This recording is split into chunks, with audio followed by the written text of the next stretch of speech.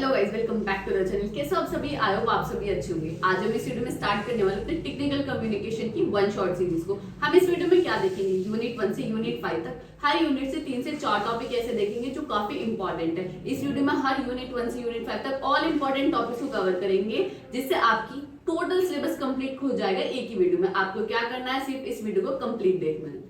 सबसे पहले हमारी यूनिट नंबर 1 में 4 टॉपिक ऐसे हैं जो काफ़ी इंपॉर्टेंट है। पहला है रोल ऑफ कम्युनिकेशन, सेकंड है 7 सीज ऑफ कम्युनिकेशन, थर्ड है stimulus and response and fourth है हमारा टूल। ये 4 टॉपिक ऐसे हैं यूनिट 1 से जो काफ़ी इंपॉर्टेंट है। यहाँ से क्वेश्चन हर साल पूछा जाता है। तो हम इस यूनिट से हम इन 4 टॉपिक्स को अच्छे से देखेंगे, इन 4 टॉपिक्स को कंप्लीट देखेंगे। तो सबसे पहले जो हमारा टॉपिक है वो क्या है? रोल ऑफ कम्युनिकेशन, यानी कम्युनिकेशन का क्या रोल होता है। The role of communication in technical communication is very important. अगर हम बात करें टेक्निकल कम्युनिकेशन के टर्म में, तो कम्युनिकेशन में एक बहुत इंपॉर्टेंट रोल प्ले करता है। सबसे पहला रोल क्या है? शेयरिंग इन्फॉर्मेशन क्लियरली, यानी कम्युनिकेशन की हेल्प से हम अपनी इन्फॉर्मेशन को क्लियरली किसी के साथ शेयर कर सकते हैं। फॉर एग्जाम्पल, काफी कॉम्प्लेक्स कॉम्प्लेक्स टॉपिक होते हैं, तो अगर मैं उसको आपको समझाऊंगी या आप मुझे समझाएंगे, तो हम कम्युनिकेशन की हेल्प से उस टॉपिक को बहुत इजीली अंडरस्टैंड कर पाएंगे। तो that is the concept of sharing information clearly, यानी कम्युनिकेशन की हेल्प से हम अपनी इन्फॉर्मेशन को क्लियरली शेयर कर सकते हैं। अवॉइडिंग कंफ्यूजन, कंफ्यूजन यानी फॉर एग्जांपल मुझसे किसी ने कुछ बात कह दी, आप लोगों से किसी ने कुछ बात कह दी, अगर हम बातचीत नहीं करेंगे तो क्या हो जाएगी? मिसअंडरस्टैंडिंग हो जाएगी, कंफ्यूजन हो जाएगी। मैं अपने फ्रेंड को गलत समझूंगी और वो मुझे गलत समझेगा। तो इसका मतलब क्या है? कम्युनिकेशन एक गुड वे है जिसकी हेल्प से हम अपने कॉन्फ्लिक्ट्स, मिसअंडरस्टैंडिंग, कंफ्यूजन को हटा सकते हैं, यानी अवॉइड कर सकते हैं, उनको खत्म कर सकते हैं। आप देखते हो अगर 2 लोगों में लाइक लड़ाई वगैरह हो जाती है तो बोलते हैं कि अरे यार कोई नहीं, बातचीत करके खत्म करो। तो क्या कहते हैं? बातचीत करके खत्म करो, बातचीत को ही तो हम कम्युनिकेशन कहते हैं। ठीक है। थर्ड है हमारा हेल्पिंग यूजर। हेल्पिंग यूजर यानी जैसे कस्टमर केयर से अगर आप बात करते हैं, फॉर एग्जांपल आपके लैपटॉप में कुछ प्रॉब्लम आ गई है, तो आप उनके कस्टमर केयर को कॉल करेंगे ना। आप कॉल करके आप उनसे पूछोगे, अरे सर मेरे जो है ये लैपटॉप में ये दिक्कत आ गई है। वो आपकी प्रॉब्लम को समझेंगे, वो आपको क्या करेंगे? आपकी हेल्प करेंगे और आपको अंडरस्टैंड करेंगे कि आप उस प्रॉब्लम को किस तरीके से रिजॉल्व करा सकते हो। तो वहाँ हमने किस वे का यूज़ किया? कम्युनिकेशन का यूज़ किया। इसका मतलब क्या है कि हम यूज़र की हेल्प करते हैं कम्युनिकेशन की हेल्प से। ठीक है? लास्ट है हमारे इम्प्रूविंग वर्क एफिशिएंसी, मतलब जो भी वर्क है उसकी एफिशिएंसी को हम इम्प्रूव कर सकते हैं बाय यूजिंग द कम्युनिकेशन। यानी आपको पता है कम्युनिकेशन कितना इंपॉर्टेंट रोल प्ले करता है। अब इसमें ये तो टॉपिक्स मैंने आपको बता दिए, बट इसमें कुछ पॉइंट्स को आप खुद से ऐड ऑन कर सकते हैं, क्योंकि आपको खुद को पता होगा कि भाई कम्युनिकेशन का रोल क्या है। अगर आप बातचीत नहीं करोगे तो कितनी दिक्कत हो जाती है। ठीक है। नेक्स्ट है हमारा 7 Cs of communication. 7 Cs of communication, सबसे पहला क्या है? आपको 7 सीज याद होनी चाहिए। पहला क्या है? Clarity, conciseness, correctness, completeness, coherentness, courtesy and correctness, concreteness. तो सबसे पहला आप इन 7 सीज को याद करो। सबसे पहला आता है क्लैरिटी। क्लैरिटी मीन्स जो भी आप मैसेज किसी के साथ कन्वे कर रहे हो, किसी को मैसेज सेंड कर रहे हो, किसी को मैसेज या इन्फॉर्मेशन शेयर कर रहे हो, वो हमेशा क्या होनी चाहिए? क्लियर होनी चाहिए। इसका मतलब क्या है कि अगर आप कोई चीज़ बता रहे हो तो वो इतने सिंपल वे में बताओ कि भई सामने वाले को समझ आ जाए। ऐसा नहीं है कि भई बहुत ज़्यादा आप कॉम्प्लेक्स कॉम्प्लेक्स वर्ड का यूज़ कर रहे हो जो सामने वाले को समझ ही नहीं आ रहे, वो चीज़ नहीं होनी चाहिए। इसका मतलब क्या है? Be clear about your message so that the audience understand it easily. इसका मतलब क्या है कि जो भी मैसेज आप कन्वे करना चाह रहे हो अपनी ऑडियंस को, तो वो क्या होना चाहिए? इजीली अंडरस्टैंडेबल होना चाहिए। नेक्स्ट है कंसाइजनेस। कंसाइजनेस का मतलब क्या है कि भाई देखो, आजकल कोई इतनी बड़ी बड़ी चीजें नहीं पढ़ता, हर किसी को क्या चाहिए कि कम टाइम में हम ज्यादा इन्फॉर्मेशन को चाहें। तो कंसाइजनेस उसी का ही एग्जांपल है कि भाई आप पॉइंट टू पॉइंट बात करो। आप मुझे ये बता दो कि भाई मुझे इस टॉपिक में लिखना क्या है, थोड़ा-सा बता दो, फिर मैं खुद लिख लूँगा। यही तो होता है, तो ये that is called conciseness. Like point to point आप बात करो, ये पैराग्राफ में बात करने से बात नहीं बनेगी। यही लिखा हुआ है, keep your message short and to the point without unnecessary word. Unnecessary बात नहीं करनी, अननेसेसरी वर्ड नहीं करने, पॉइंट टू पॉइंट बात करो, ताकि सामने वाले को भी अच्छा लगे, हाँ भाई, यहाँ हमारा टाइम इतना वेस्ट नहीं हुआ है। ठीक है? करेक्टनेस का मतलब क्या है कि जब भी आप अपने मैसेज को कन्वे कर रहे हो, तो उसमें आप ग्रामेटिकल मिस्टेक ना करें, स्पेलिंग मिस्टेक ना करें, कोई ऐसे फैक्ट्स वगैरह ना लिख दें जो गलत हों, जो उससे मैच ही नहीं कर रहे हैं। आप कहना कुछ और चाह रहे हैं, फैक्ट्स कुछ और लिख रहे हैं, वो चीज़ नहीं होनी चाहिए। इसमें क्या लिखा है? Use proper grammar, spelling and facts to avoid confusion. यानी प्रॉपर ग्रामर का यूज करें, स्पेलिंग और फैक्ट्स जब भी आप ऐड ऑन करें तो हमेशा देखिए कि वो भाई टॉपिक से रिलेटेबल होने चाहिए, ऐसा नहीं कि कुछ भी कर दिया, ठीक है।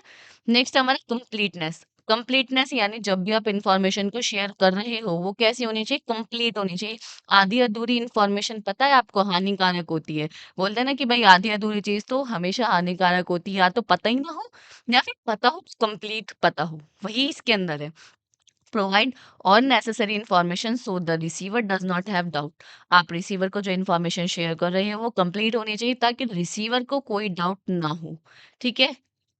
नेक्स्ट है हमारे कोहर्टनेस, यानी अरेंज आइडियाज लॉजिकली सो दे फ्लो कम स्मूथली। आप कब भी इंफॉर्मेशन को शेयर करें, ऐसा तो है नहीं तुरंत आप अपना आइडिया बता दोगे भाई मेरा आइडिया ये है, नहीं। पॉइंट टू पॉइंट बात करो, पहले आप अपना इंट्रोडक्शन दो, देन आप उसके बाद में प्रॉब्लम बताओ, देन आप उसका सॉल्यूशन बताओ, देन उसके फ्यूचर स्कोप बताओ। ये सब चीज फ्लो में करो, अगर आप फ्लो में करोगे, अरेंज आइडियाज को अरेंज करोगे तो उसका फ्लो क्या है, स्मूथली होगा और सामने वाले को ज्यादा अंडरस्टैंडिंग होगी कि आप बताना क्या चाह रहे हैं, ठीक है। नेक्स्ट है हमारा कर्टेसी। कर्टेसी का मतलब क्या है कि भाई आप जिससे बात कर रहे हो, जिसको मैसेज कन्वे कर रहे हो, उसके साथ रिस्पेक्टफुली बात करो। ऐसे नहीं भाई लड़ाई झगड़े, तुम सुन रहे हो नहीं सुन रहे, ये सब चीजें नहीं होनी चाहिए। आपको पोलाइटली और रेस्पेक्टफुली अपने रिलेशन को बिल्ड करना है लोगों के साथ, ताकि वो लोग आपकी बात समझ सके और भाई उनको भी लगे कि भाई हाँ ये थोड़ा तो लाइक अच्छे से बात करता है, इस तरीके से, ठीक है। कॉन्क्रीटनेस, लास्ट आता है कॉन्क्रीटनेस। इसका मतलब क्या है? Use specific detail and facts instead of wagyu statement, यानी बेकार या फालतू स्टेटमेंट की बजाय आप स्पेसिफिक डिटेल्स पे ध्यान दें कि भाई इस टॉपिक से रिलेटेड हम डिटेल्स हमारी क्या है, उन फैक्ट्स पे ध्यान दें, ना कि अननेसेसरी डिटेल्स की हमें बस भरना है, हमें बस ये कंप्लीट करना है। ये सब चीज़ें नहीं होनी चाहिए, ये सब चीज़ें बहुत ज़्यादा ज़रूरी होती हैं और ये आपकी किसी भी प्रेजेंटेशन हो या कहीं पे भी हो तो ये क्या करते हैं, आपको बहुत ज़्यादा हेल्पफुल होती हैं। आई होप आपको क्लियर होगा कि भाई 7 सीज़ हमारी है क्या, ये 7 सीज़ हमारे किस तरीके से वर्क करती हैं। नेक्स्ट आता है हमारा stimulus and response. Stimulus and response आप समझ सकते हैं लाइक कॉज एंड इफेक्ट, किसी चीज का कॉज एंड इफेक्ट रिलेशनशिप को ही हम क्या बोलते हैं? Stimulus and response. For example आप समझ सकते हैं भाई एक लड़का है, उसने लड़की को देखा, दैट इज कॉल्ड स्टिमुलस। उसको वो लड़की अच्छी लगी, दैट इज कॉल्ड रिस्पॉन्स, ठीक है। इससे आप समझ सकते हैं। दूसरा एग्जाम्पल है प्रेस, गरम गरम होती है, आपने उसे टच किया, that is called stimulus. Response क्या हुआ? आपने गरम को टच किया, एकदम से आपने हाथ हटा लिया ताकि आपका हाथ ना जले, आपने हाथ हटा लिया, दैट इज कॉल्ड रेस्पॉन्स। यही होता है stimulus and response. I hope आपको क्लियर होगा कि स्टिमुलस एंड रेस्पॉन्स हमारा क्या होता है। स्टिमुलस में क्या लिखा हुआ है? Something that happen to you और अराउंड यू।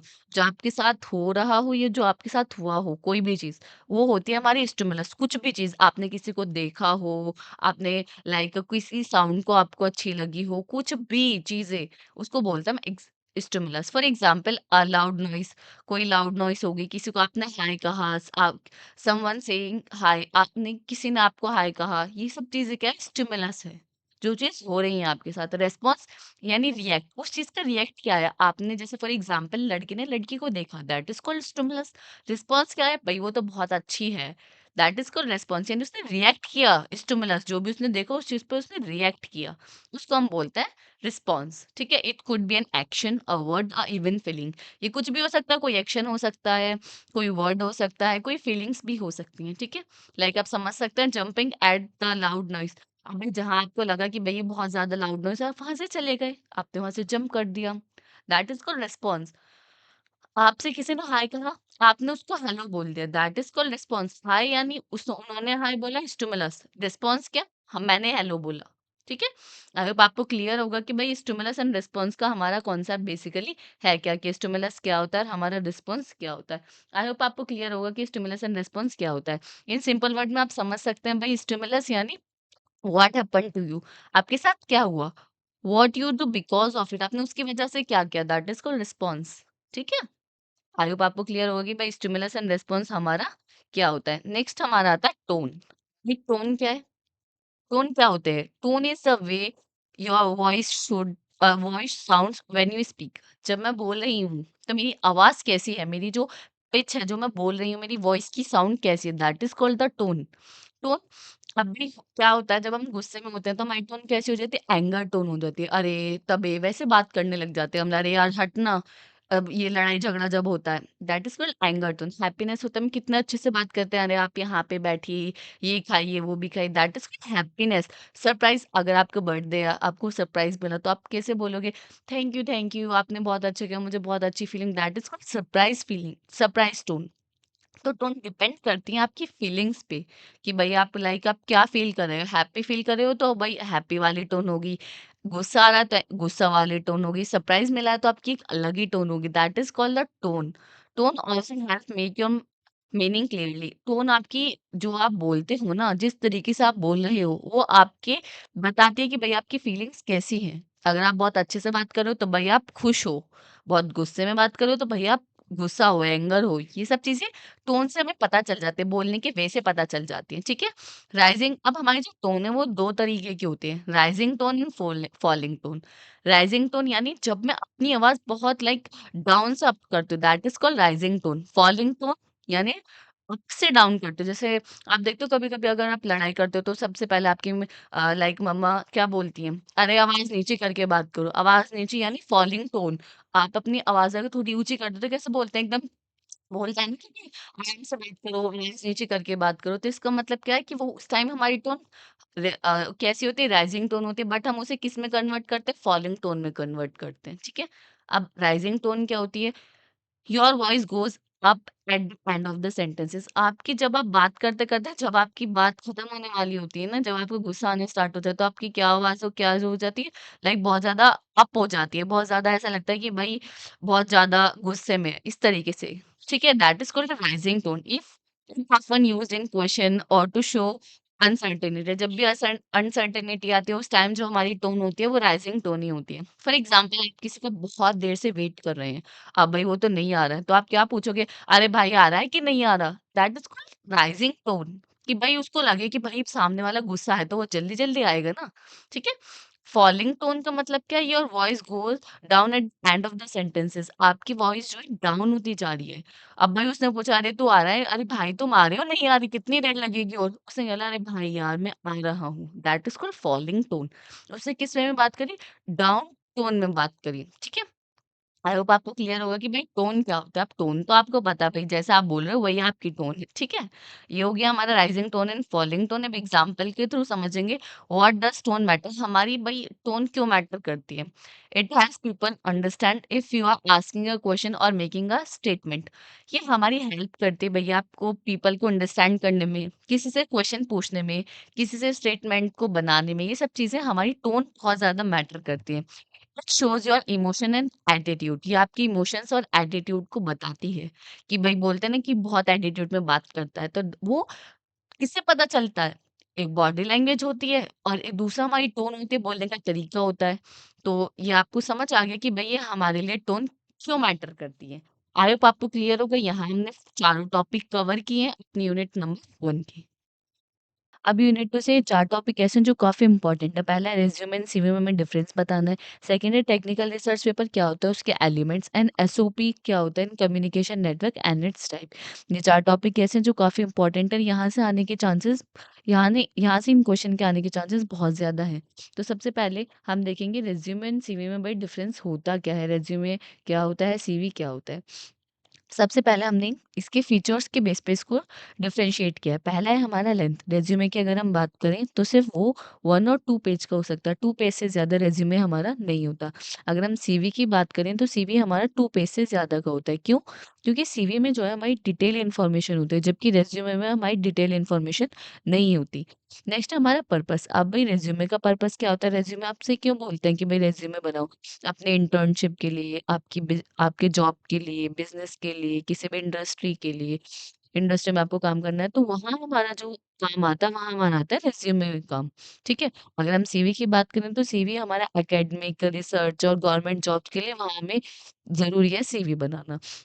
क्योंकि अगर आप देखते हो कि भाई अगर आपका प्लेसमेंट सेल कॉलेज का है तो वो क्या बोलता है सबसे पहले आप अपना रिज्यूमे रेडी करो। तो रिज्यूमे क्यों बोलते हैं रेडी करने के लिए? क्योंकि उसके बेस पे ही आपको जॉब मिलती है, ठीक है? नेक्स्ट है आपका कंटेंट। कंटेंट यानी इसके अंदर क्या-क्या चीज़ें होती हैं? अगर मैं बात करूँ रिज्यूमे के अंदर तो उसके अंदर जो-जो आपकी स्किल्स है, टेक्निकल से स्किल्स है, कम्युनिकेशन स्किल्स है, जो भी आपके पास स्किल्स है वो आप लिखोगे। कोई अगर आपने इंटर्नशिप आपके पास कोई एक्सपीरियंस है वो उसके अंदर लिखोगे। एजुकेशन लिखते हो कि भाई मेरे 10th में इतने परसेंटेज है, 12th में इतना है, पूरे बीटेक में इतना है।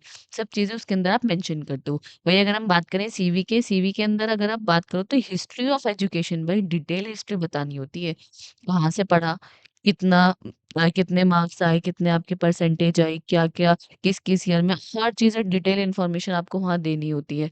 आपकी क्या-क्या अचीवमेंट है, क्या-क्या आपकी रिसर्च है, कुछ भी चीज़ अगर आपने किया है तो वो सीवी के अंदर आप ऐड कर सकते हो क्योंकि वो क्या है डिटेल है।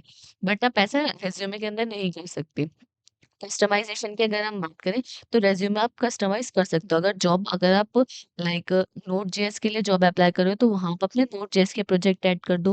वेब डेवलपमेंट के लिए कर रहे हो, तो वेब डेवलपमेंट के लिए टोटल वेब डेवलपमेंट के लिए कर रहे हो, तो वहाँ उसके अकॉर्डिंग उसको जो रिज़्यूमे को अपडेट कर दो। फुल स्टैक के लिए कर रहे हो, तो मतलब रिज़्यूमे जो है हमारा कस्टमाइज़ है, वो आपकी जॉब रोल के ऊपर बेस है। जॉब रोल जो है उसके अकॉर्डिंग आपको रिज़्यूमे कस्टमाइज़ करना पड़ता है। बट अगर मैं सीवी की बात करूँ, तो सीवी हमेशा स हम ज़्यादातर सेम रहता है। अगर आपने एक बार अपना सीवी बना लिया तो वो हमेशा सेम रहेगा। बस आपको क्या करना है, अगर कोई भी आपको अचीवमेंट न्यू आपकी अचीवमेंट्स है तो बस उसको आप अपडेट करते रहो, उसके अंदर आप ऐड करते रहो तो that is called CV. Focus जो हमारा रिज़्यूमे का फ़ोकस होता है वो किस पे होता है? स्किल्स और एक्सपीरियंस पे सबसे ज़्यादा। बट अगर हम सीवी की बात करें तो वो कंप्लीट करियर ओवरव्यू हमारा देता है, हमारा फ्यूचर स्कोप कि हम खुद अपने फ्यूचर में करना क्या चाहते हैं, अभी फ़िलहाल क्या कर रहे हैं, क्या-क्या चीज़ें करनी है, क्या नहीं करनी, सब चीज़ें हमारे सीवी में डिटेल इन्फॉर्मेशन होती है। अगर हम शॉर्ट में बात करें, रेज़्यूमे क्या होता है, एक शॉर्ट होता है, पॉइंट टू पॉइंट उसके अंदर बात लिखी होती है, जबकि जो सीवी है वो हमारा लॉन्ग होता है और उसमें हमारी सब चीज़ें डिटेल में होती हैं। आई होप आपको क्लियर हो गई कि भाई सीवी और रेज़्यूमे में क्या डिफरेंस होता है। अगर आता है तो आपको इसी तरीके से इसको एक्सप्लेन करना है। अब नेक्स्ट है हमारा टेक्निकल रिसर्च पेपर। आप सुनते हो कि हमने रिसर्च पेपर पब्लिश किए हैं, ये सब चीज़ें, तो वही होता है हमारा technical research paper. Technical research paper क्या होता है, भई हमने पीएचडी वगैरह कर ली है। पीएचडी जब आप करते हो तो आपको एक रिसर्च पेपर अपना बनाना पड़ता है कि भाई मेरी ये मेरा रिसर्च पेपर है। रिसर्च पेपर के अंदर क्या होता है, आपकी रिसर्च होती है किसी भी स्पेसिफिक टॉपिक को लेकर, किसी भी प्रॉब्लम को लेकर, आपकी खुद की क्या-क्या फाइंडिंग्स है वो होती है हमारी टेक्निकल रिसर्च पेपर के अंदर, ठीक है? अब इसमें लिखा है क्या, technical research paper is like a detail report written by scientist, engineer, expert to share their discovery और आइडियाज। अब आपने कुछ डिस्कवर किया है, कुछ नई चीजें, नई आइडियाज, नए डिस्कवर चीजें आपने की हैं, तो उस साइंटिस्ट और उस इंजीनियर को अपना एक डिटेल बनाना पड़ेगा, डिटेल रिपोर्ट बनानी पड़ेगी। उस रिपोर्ट को ही हम बोलते हैं, वो क्या होती है, हमारी टेक्निकल रिसर्च पेपर होता है। ठीक है, आई होप आपको क्लियर होगा। भाई आपने कोई भी नई चीज इनोवेट की है कि मैंने तो ये डिस्कवर किया, तो उसके लिए आपको एक टेक्निकल रिसर्च पेपर लिखना पड़ेगा कि भई ये चीज़ें हैं इसके अंदर। पता तो होना चाहिए ना, सामने वाला आपको क्या समझेगा, कैसे समझेगा? तो आपको एक डिटेल इन्फॉर्मेशन बतानी होती है जिसके अंदर आपको क्या बताना होता है, सबसे पहला प्रॉब्लम। अब आपने किस प्रॉब्लम पे लिखा है, फॉर एग्ज़ाम्पल मैंने एक रिसर्च पेपर लिखा है। मैंने क्या लिखा कि सोलर पैनल को हम किस तरीके से बेटर तरीके से उसको वर्क करा सकते हैं, बेटर तरीके से यूज़ कर सकते हैं। तो वो मेरी प्रॉब्लम है, उसके ऊपर मैंने काम किया है, तो वो मुझे एक्सप्लेन करनी पड़ेगी। They start by explaining a problem और question they want to solve. अब आप किस प्रॉब्लम को सॉल्व कर रहे हो, किस क्वेश्चन को सॉल्व कर रहे हो, वो सबसे पहले आपको बताना पड़ेगा कि भई ये प्रॉब्लम है, मैं इसको सॉल्व कर रही हूँ इस रिसर्च पेपर के अंदर। नेक्स्ट है आपकी रिसर्च। अब भाई प्रॉब्लम समझ आ गई, अब उस प्रॉब्लम को लेकर आपने क्या-क्या एक्सपेरिमेंट्स किए हैं, क्या-क्या आपने डेटा कलेक्ट किया है, कौन-कौन से रीडिंग रिसर्च पेपर रीड किए हैं, कहाँ-कहाँ से आपने इन्फॉर्मेशन लिखी है, क्या-क्या आपकी रिसर्चेज़ हैं, वो आपको रिसर्च के अंदर बताना होता है। ठीक है? पहले आपको क्या प्रॉब्लम बता दी, फिर आपने क्या बता दी, उसकी फाइंडिंग्स बता दी। आप एक तरीके से समझ सकते हो कि आपने क्या बता दी, फाइंडिंग्स बता दी कि इसको लेकर मेरी ये फाइंडिंग्स है। उसके बाद आपको क्या बताना है, उसके बाद आपको बताना है रिसर्च के बाद अपना रिज़ल्ट। अब भई आपका रिज़ल्ट क्या है? फाइंडिंग्स तो ठीक है, एक्सपेरिमेंट कर लिया, कलेक्ट कर लिया डेटा, ठीक है? रिज़ल्ट क्या है? They share what they find out. अब इस प्रॉब्लम को जब आपने एक्सपेरिमेंट किया, आपका रिज़ल्ट क्या आया? मैंने भई रिज़ल्ट देखा कि मेरा जो है एफिशिएंसी वो 20% आ रही है, 20% से ज़्यादा आ रही है। तो ये मेरा रिज़ल्ट हुआ। मेरी प्रॉब्लम क्या थी? सोलर पैनल को हम किस तरीके से ज़्यादा अच्छे तरीके से वर्क कर सकते हैं। रिसर्च करा मैंने, जो-जो फाइंडिंग्स थी वो बताई। अब मेरा रिज़ल्ट आया कि भई जो मेरा सोलर पैनल है वो बढ़िया तरीके से काम कर रहा है। ठीक है? वो आपको बताना होता है कि आपका रिज़ल्ट क्या है। नेक्स्ट है कंक्लूज़न, कंक्लूज़न कि आपकी what the findings means how they can be used. जो आपने फाइंडिंग्स किए हैं, उसको हम किस तरीके से यूज़ कर सकते हैं। ये आप एक तरीके से समझ सकते हैं कि कंक्लूज़न में हमें एडवांटेजेस बतानी होती है कि भई सामने वाला इसको क्यों यूज़ करेगा, जो आपने रिसर्च किया है उसको हम क्यों यूज़ करें। कुछ तो भई बेनिफिट्स होने चाहिए कि भई इसकी कॉस्ट बहुत कम है, पॉल्यूशन बहुत कम है, कुछ भी एक्स वाई ज़ेड जो भी है कंक्लूज़न में आपको वो बतानी होती है। रेफरेंसेस आपने कौन-कौन सी बुक्स, कौन-कौन से आर्टिकल्स, कहाँ-कहाँ से आपने रेफरेंस लिया है इस चीज़ का, वो होते हैं रेफरेंसेस। आई होप आपको क्लियर होगा टेक्निकल रिसर्च पेपर और उसके एलिमेंट्स आते हैं तो आपको इस तरीके से पूरा एक्सप्लेन करके आना होता है। अब इन शॉर्ट हम देख लेते हैं, a technical research paper is a way for expert to share their work so other can learn from it और बिल्ड ऑन इट। अब टेक्निकल रिसर्च पेपर एक ऐसा तरीका है जिसमें जो भी एक्सपर्ट्स होते हैं, इंजीनियर्स हो गए, साइंटिस्ट हो गए, वो क्या करते हैं, अपने वर्क को शेयर करते हैं दूसरों के साथ, ताकि दूसरे लोग उनके रिसर्च पेपर को पढ़े और उनके नए-नए उनको आइडियाज़ आए, नए-नए फाइंडिंग्स आए, उससे वो चीज़ें लर्न करें। It's like a how how to guide for problem solving in scientist, technology and engineering. एक तरीके से आप ये समझ सकते हैं कि वो एक गाइडेंस की तरह वर्क करता है दूसरे लोगों के लिए कि भई वो उनका रिसर्च पेपर पढ़ेंगे, उनको पता चलेगा कि भई ये चीज़ें भी हो सकती हैं, कि किस तरीके से हमें गाइड करते हैं। वो सब चीज़ें इसके अंदर होती हैं। आई होप आपको क्लियर होगा कि भई टेक्निकल रिसर्च पेपर क्या होता है और उसके एलिमेंट्स और वो हमारे लिए क्यों ज़रूरी है। नेक्स्ट हमारे क्या एसओपी, एसओपी की फुल फॉर्म क्या है, स्टेटमेंट ऑफ पर्पस। अब स्टेटमेंट ऑफ पर्पस क्या होता है, ये एक तरीके से पर्सनल एसे की तरह होता है। अब अगर आप किसी भी कॉलेज या यूनिवर्सिटी में लाइक एडमिशन लेना चाहते हैं किसी स्पेसिफिक यूनिवर्सिटी में, भाई मेरे को ड्यू में लेना है, ड्यू में भी मुझे हंसराज कॉलेज में लेना है, ये क्या हो गया, स्पेसिफिक हो गया, भाई मुझे ड्यू में तो लेना ही है बट उस कॉलेज में स्पेसिफिक लेना है। अब उस कॉलेज में आप क्यों लेना चाहते हैं एडमिशन, आपका क्यों लाइक क्यों इंटरेस्ट, आप क्यों दूसरे कॉलेज में क्यों नहीं लेना चाहते? आप उसकी जगह किसी और कॉलेज, हिंदू कॉलेज को क्यों नहीं सेलेक्ट करें? आप उसकी जगह किसी और छोटे कॉलेज को, साउथ कैंपस के कॉलेज को क्यों सेलेक्ट नहीं करें? वही क्यों कर रहे हो? अब उसके लिए आपको एक डिटेल बनाना पड़ता है, डिटेल ऐसे बताना पड़ता है अपने बारे में, उसको ही हम बोलते हैं एसओपी। इसमें क्या लिखा हुआ है, statement of purpose is a personal essay you write to explain your goals, interest, reason for applying to a program, job opportunity. आप किसी भी जॉब अपॉर्चुनिटी या प्रोग्राम के अंदर अप्लाई कर रहे हैं तो उसका रीजन क्या है, उसकी गोल क्या, आपकी गोल्स क्या है, आपका इंटरेस्ट क्या है, वो सब चीजें आपको एसओपी के अंदर बतानी पड़ती है। भाई मेरा तो गोल ये है, मुझे तो ये बनना है, इसलिए मैं यहाँ से पढ़ना चाहता हूँ। That is called the concept of SOP. अब व्हाट इज इट, अब ये है क्या, ये क्या है हमने बता दिया, भई ये ऐसे है, लेटर हो गया। Letter essay where you tell your story, यहाँ आप क्या बताते हो, अपनी खुद की स्टोरी बताते हो, किसी अदर पर्सन की बारे में बात नहीं होती है, पर्सनली बात होती है। आप क्या बताते हो, it explain what you want to join a program, आप इस यूनिवर्सिटी इस प्रोग्राम को क्यों जॉइन करना चाहते हो। सबसे पहले तो सबसे पहले तो आप ये बताओगे भई मैं क्यों करना चाहता हूँ, मुझे इस यूनिवर्सिटी में क्यों एडमिशन लेना है। अब आपको क्यों लेना है वो तो आपको ही पता होगा, ठीक है। व्हाट टू इंक्लूड, इसके अंदर क्या-क्या चीज़ें इंक्लूड होती हैं। योर बैकग्राउंड, सबसे पहले आपके educational background, what you are, आप हो कौन, आपके एजुकेशनल क्वालिफिकेशन क्या है, आपके एक्सपीरियंस क्या है, आपके कितने प्रोजेक्ट पे वर्क किया, ये सब चीज़ें आपको इसके अंदर इंक्लूड करनी होती हैं। नेक्स्ट है योर गोल्स, आपके फ्यूचर गोल्स क्या है, आप फ्यूचर में क्या बनना चाहते हो, क्या करना चाहते हो, इंजीनियर बनना चाहते हो, डॉक्टर बनना चाहते हो, आप क्या बनना चाहते हो? वो आपको गोल्स उसके अंदर बताने पड़ते हैं। व्हाई दिस अपॉर्च्युनिटी, आप इस जॉब रोल को या इस प्रोग्राम को या इस यूनिवर्सिटी को क्यों चूज़ कर रहे हो? अदर भी तो हैं, तो आप क्यों इसको चूज़ कर रहे हो? क्या है मतलब क्यों कर रहे हो? तो वो चीज़ आपको इसके अंदर बतानी होती है। हाउ यू फिट, आप अपने स्किल्स, आप अपने इंटरेस्ट के अकॉर्डिंग इसको अंदर किस तरीके से फिट बैठते हो, वो चीज़ आपको इसके अंदर बतानी होती है। एक तरीके से आप समझ सकते हो ये आपके पूरी एक डिटेल होती है, आपकी पर्सनल डिटेल ऐसे है, पर्सनल डिटेल लेटर होता है जो आपकी सभी क्वालिफ़िकेशन सभी चीज़ों को बताता है कि आप स्पेसिफिकली या एडमिशन या इस प्रोग्राम के अंदर क्यों पार्टिसिपेट करना चाहते हो। तो क्या होगा भई आपके जो भी एम्प्लॉइज़ होंगे या जो भी आप कॉलेज में जाओगे तो वहाँ जो भी आपका एसओपी देखेगा तो वो एसओपी के बेस पे ही आपको सेलेक्ट या रिजेक्ट कर देगा। अब उसको आपसे बात करने की ज़रूरत नहीं है, कुछ करने की ज़रूरत नहीं है, वो आपका एसओपी देखेगा, तभी आपको समझ जाएगा कि भई इसको एडमिशन यहाँ देना है कि नहीं देना।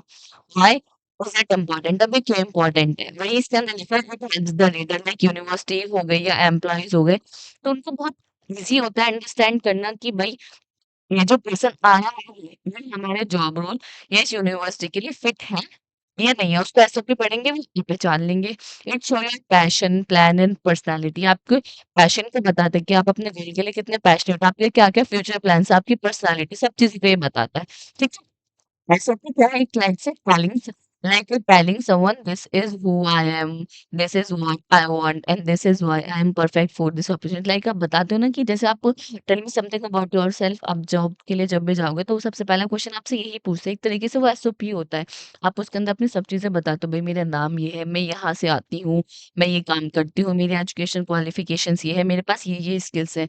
वो भी एक तरीके से एसओपी होता है, बट ये वो क्या होता है, वो वर्बल होता है। ये क्या होता है, ये रिटन नॉन वर्बल होता है। ठीक है? आई होप आपको क्लियर होगी भाई एसओपी हमारा होता क्या है। अब नेक्स्ट क्या है हमारा, कम्युनिकेशन नेटवर्क। कम्युनिकेशन नेटवर्क क्या होता है? कम्युनिकेशन नेटवर्क क्या होता है? कम्युनिकेशन नेटवर्क हमें ये बताता है कि भाई हमें इंफॉर्मेशन या डेटा को किस तरीके से फ्लो करना है। हमें पर्सन टू पर्सन बात करनी है, बट हमें किस तरीके से, किस ऑर्गेनाइज वे में हम बात कर सकते हैं, वो हमें कौन बताता है? Communication network. ये क्या बताता है? It define the pattern of communication among team members, employ और device in a network.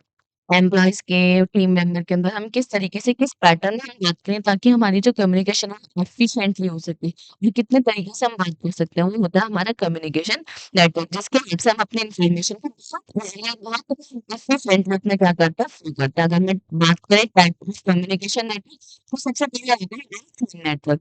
Phone network क्या होता है? Like one two one person बात होती है। फॉर एग्जाम्पल हमारे कॉलेज के अंदर क्या होता है, सबसे ऊपर हेड होता है, यानी मैनेजर वगैरह होते हैं, मैनेजमेंट के लोग होते हैं।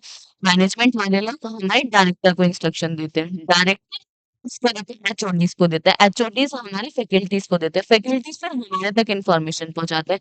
तो ये कहना चलो वन टू वन चलिए, यानी पहले मैनेजर डायरेक्टर को, फिर डायरेक्टर एचओडी को, फिर एचओडीज हमारे फैकल्टीज को, फिर फैकल्टी स्टूडेंट को, यानी स्ट्रेट वे में इन्फॉर्मेशन फ्लो कर रही है। तो उसका चेन नेटवर्क, इसके अंदर क्या लिखा है? Information flow in a straight line from one person to another. इसमें जो information one person to another क्या क्या होती है, फ्लो होती है।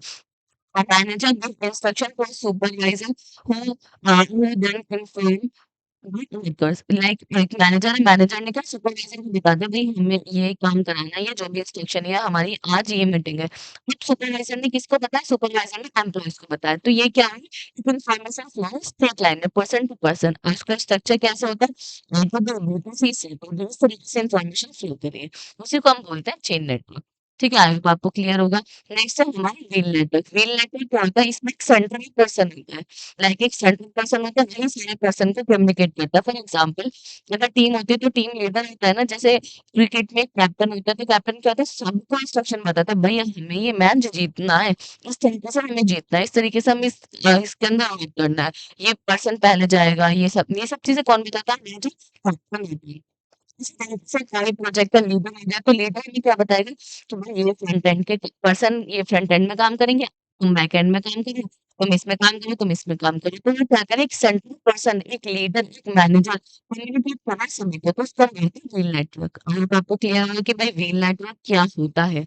ठीक है, एग्जाम्पल के थ्रू याद रखोगे तो आप इसके अंदर काफी अच्छे से लिख पाओगे। अब व्हील नेटवर्क का आप डायग्राम देख सकते हो कि इसमें एक ए है, लाइक आप समझ सकते हो कि ये हमारा कैप्टन है, कैप्टन ये सब जो टीम मेंबर है उनको बता रहा है कि भाई हमें किस तरीके से यहाँ जीतना है। फिर होता है हमारा स्टार नेटवर्क। स्टार नेटवर्क हमारा व्हील नेटवर्क की तरह ही होता है, बट इसमें क्या, all member can also communicate with each other. अब इसमें हर मेंबर एक दूसरे से कम्युनिकेट कर सकता है, यहाँ कम्युनिकेशन तो चलती है, बट यहाँ जो एक तरीके से सुपीरियॉरिटी होती है कि भाई ये ही पर्सन हमें बताएगा कि हमें क्या क्या काम करना है।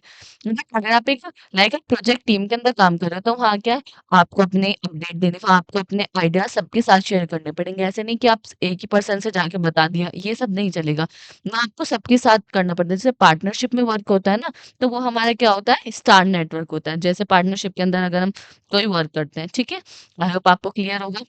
नेक्स्ट है हमारा सर्कल नेटवर्क। सर्कल नेटवर्क क्या होता है? इन्फॉर्मेशन फ्लो इन सर्कुलर वे। इसमें जो इन्फॉर्मेशन फ्लो करते हैं वो सर्कुलर वे में होती है। सर्कुलर वे में मतलब कि जहाँ से इन्फॉर्मेशन स्टार्ट हुई वहीं आके एंड हो गई, तो उसका हम बोलते हैं सर्कुलर। ये circular network where each person passes the message to the next. हर पर्सन अपने से दूसरे को मैसेज पास करता है, दूसरे से तीसरे को, फिर तीसरे फर्स्ट पर्सन को ही मैसेज पास करता है। फॉर एग्जाम्पल आप समझ सकते हैं एक राउंड टेबल है, यहाँ बहुत सारे पर्सन एक बैठे हुए हैं, बातचीत कर रहे हैं।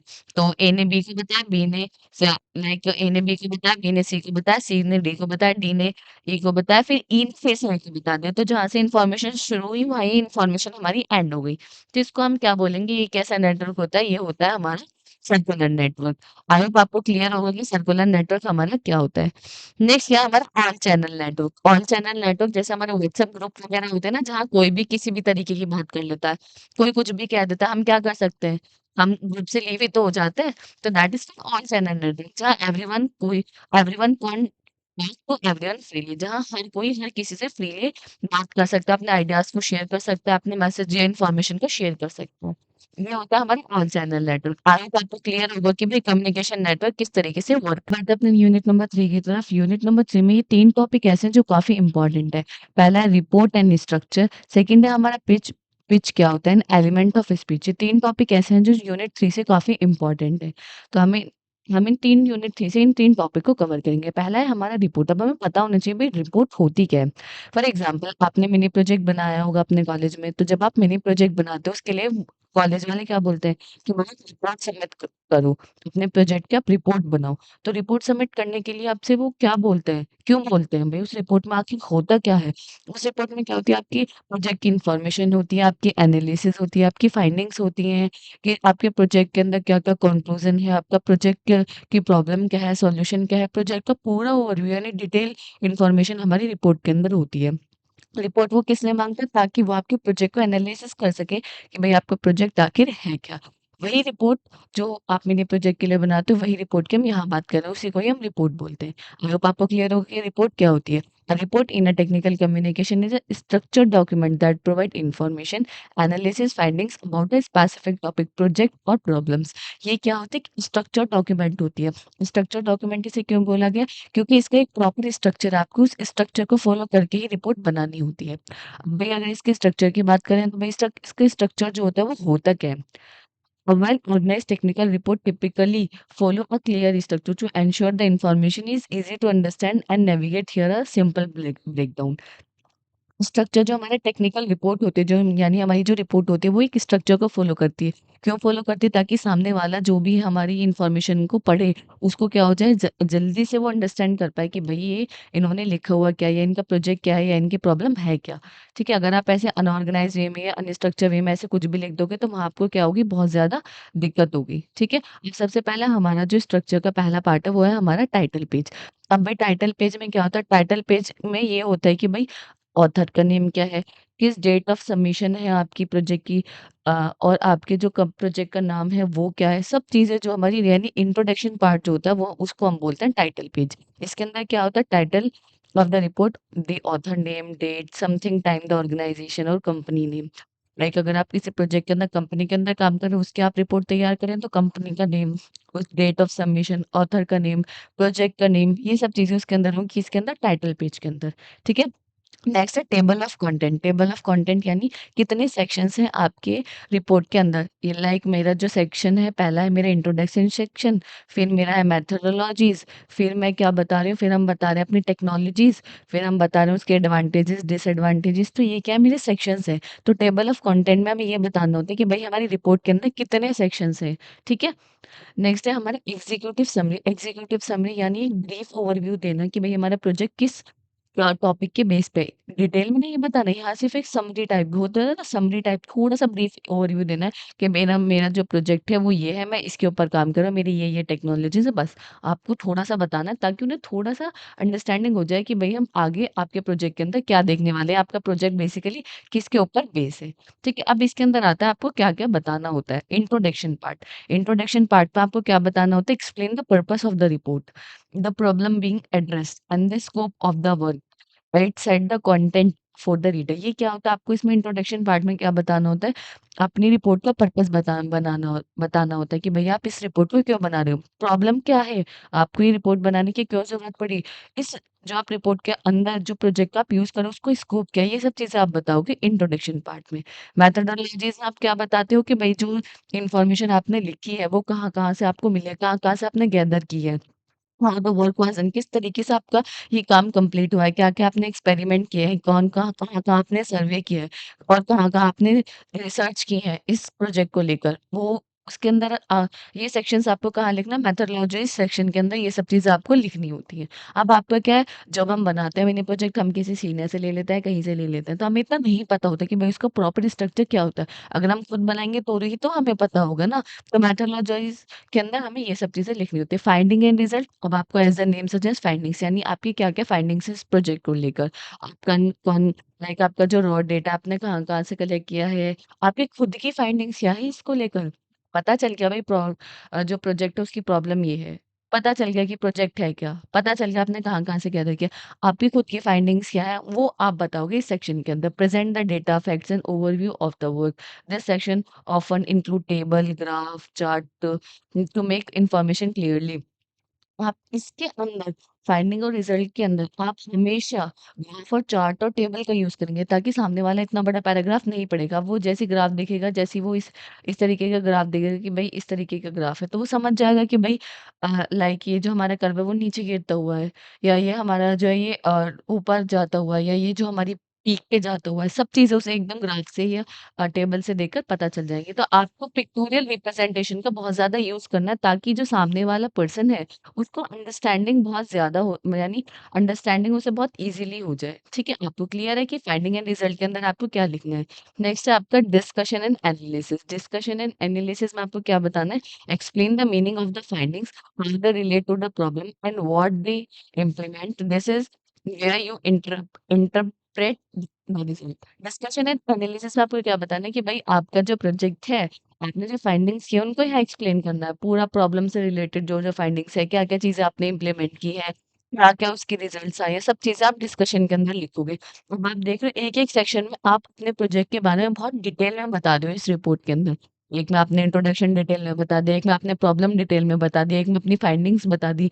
इसमें आपने क्या बता दिया कि फाइंडिंग्स जो मैंने की है वो किस तरीके से मेरी प्रॉब्लम से रिलेट कर रही हैं, वो आपको यहाँ एक्सप्लेन करना है। कि भई मैंने अगर ये चीज़ फाइंड की है तो ये मेरी प्रॉब्लम से इस तरीके से रिलेट कर रही है, क्योंकि ये मेरी प्रॉब्लम को इस तरीके से सॉल्यूशन पहुँचा रही है। तो वो सब चीज़ें आपको इसके अंदर प्रॉपर्ली मेंशन करनी है, प्रॉपर्ली एक्सप्लेन करनी है। नाउ नेक्स्ट आता है कॉन्क्लूज़न। कॉन्क्लूज़न सब चीज़ें बता दी। अब भई समराइज़ करो कि भई ये जो आपका आपने इसे क्या लर्न किया? आपने इस प्रोजेक्ट पे वर्क किया और उसका कॉन्क्लूज़न आया क्या? वो किस सेक्शन में लिखेंगे आप? कॉन्क्लूज़न के अंदर लिखेंगे। Summarize the key point and find of the problem. It answer the question what did we learn. आपने इस प्रोजेक्ट के अंदर क्या लर्न किया, आपकी खुद की जो फाइंडिंग्स है, आपने सब चीज़ें अब बता दी। अब आप अपना एक्सपीरियंस तो बताओ। भई आपने क्या कंक्लूजन क्या आया अब इसका? हमने इतना पढ़ लिया, हमें इतना पता चल गया कि भई आपका प्रोजेक्ट ये है, अब मुझे तो लास्ट में आप कंक्लूजन बता दो। तो that is called conclusion part. Next है रिकमेंडेशन। रिकमेंडेशन अगर एप्लीकेबल है आपके प्रोजेक्ट के अकॉर्डिंग तो आप करेंगे, अदरवाइज़ नहीं करेंगे। इसमें आपको क्या बताना होता है, why should be done next to solve the problem, suggest action और solution based on the finding. Suggest करना है आपको जो सॉल्यूशन अब आपने यानी जो आपने फाइंडिंग्स की हैं उस प्रॉब्लम की, उसको आपको सजेस्ट करना है। रिकमेंडेशन यानी हम किसी को रिकमेंड कर रहे हैं कि भाई आपको जो काम करना है वो इस तरीके से करना है। अगर कोई और पर्सन हमारी इस प्रॉब्लम के ऊपर काम करे तो वो किस तरीके से करे, उसका नेक्स्ट स्टेप्स क्या हो, वो सब चीज़ें हम रिकमेंडेशन के अंदर डालेंगे। अगर है तो ठीक है, नहीं है तो कोई दिक्कत नहीं। References and bibliography. रेफरेंसेस क्या होते हैं कि कौन-कौन से बुक्स, कौन-कौन से आर्टिकल्स, कौन-कौन सी वेबसाइट से आपने इन्फॉर्मेशन को गैदर किया है, दैट इज़ कॉल्ड रेफरेंसेस, ठीक है? नेक्स्ट है अपेंडिसेस।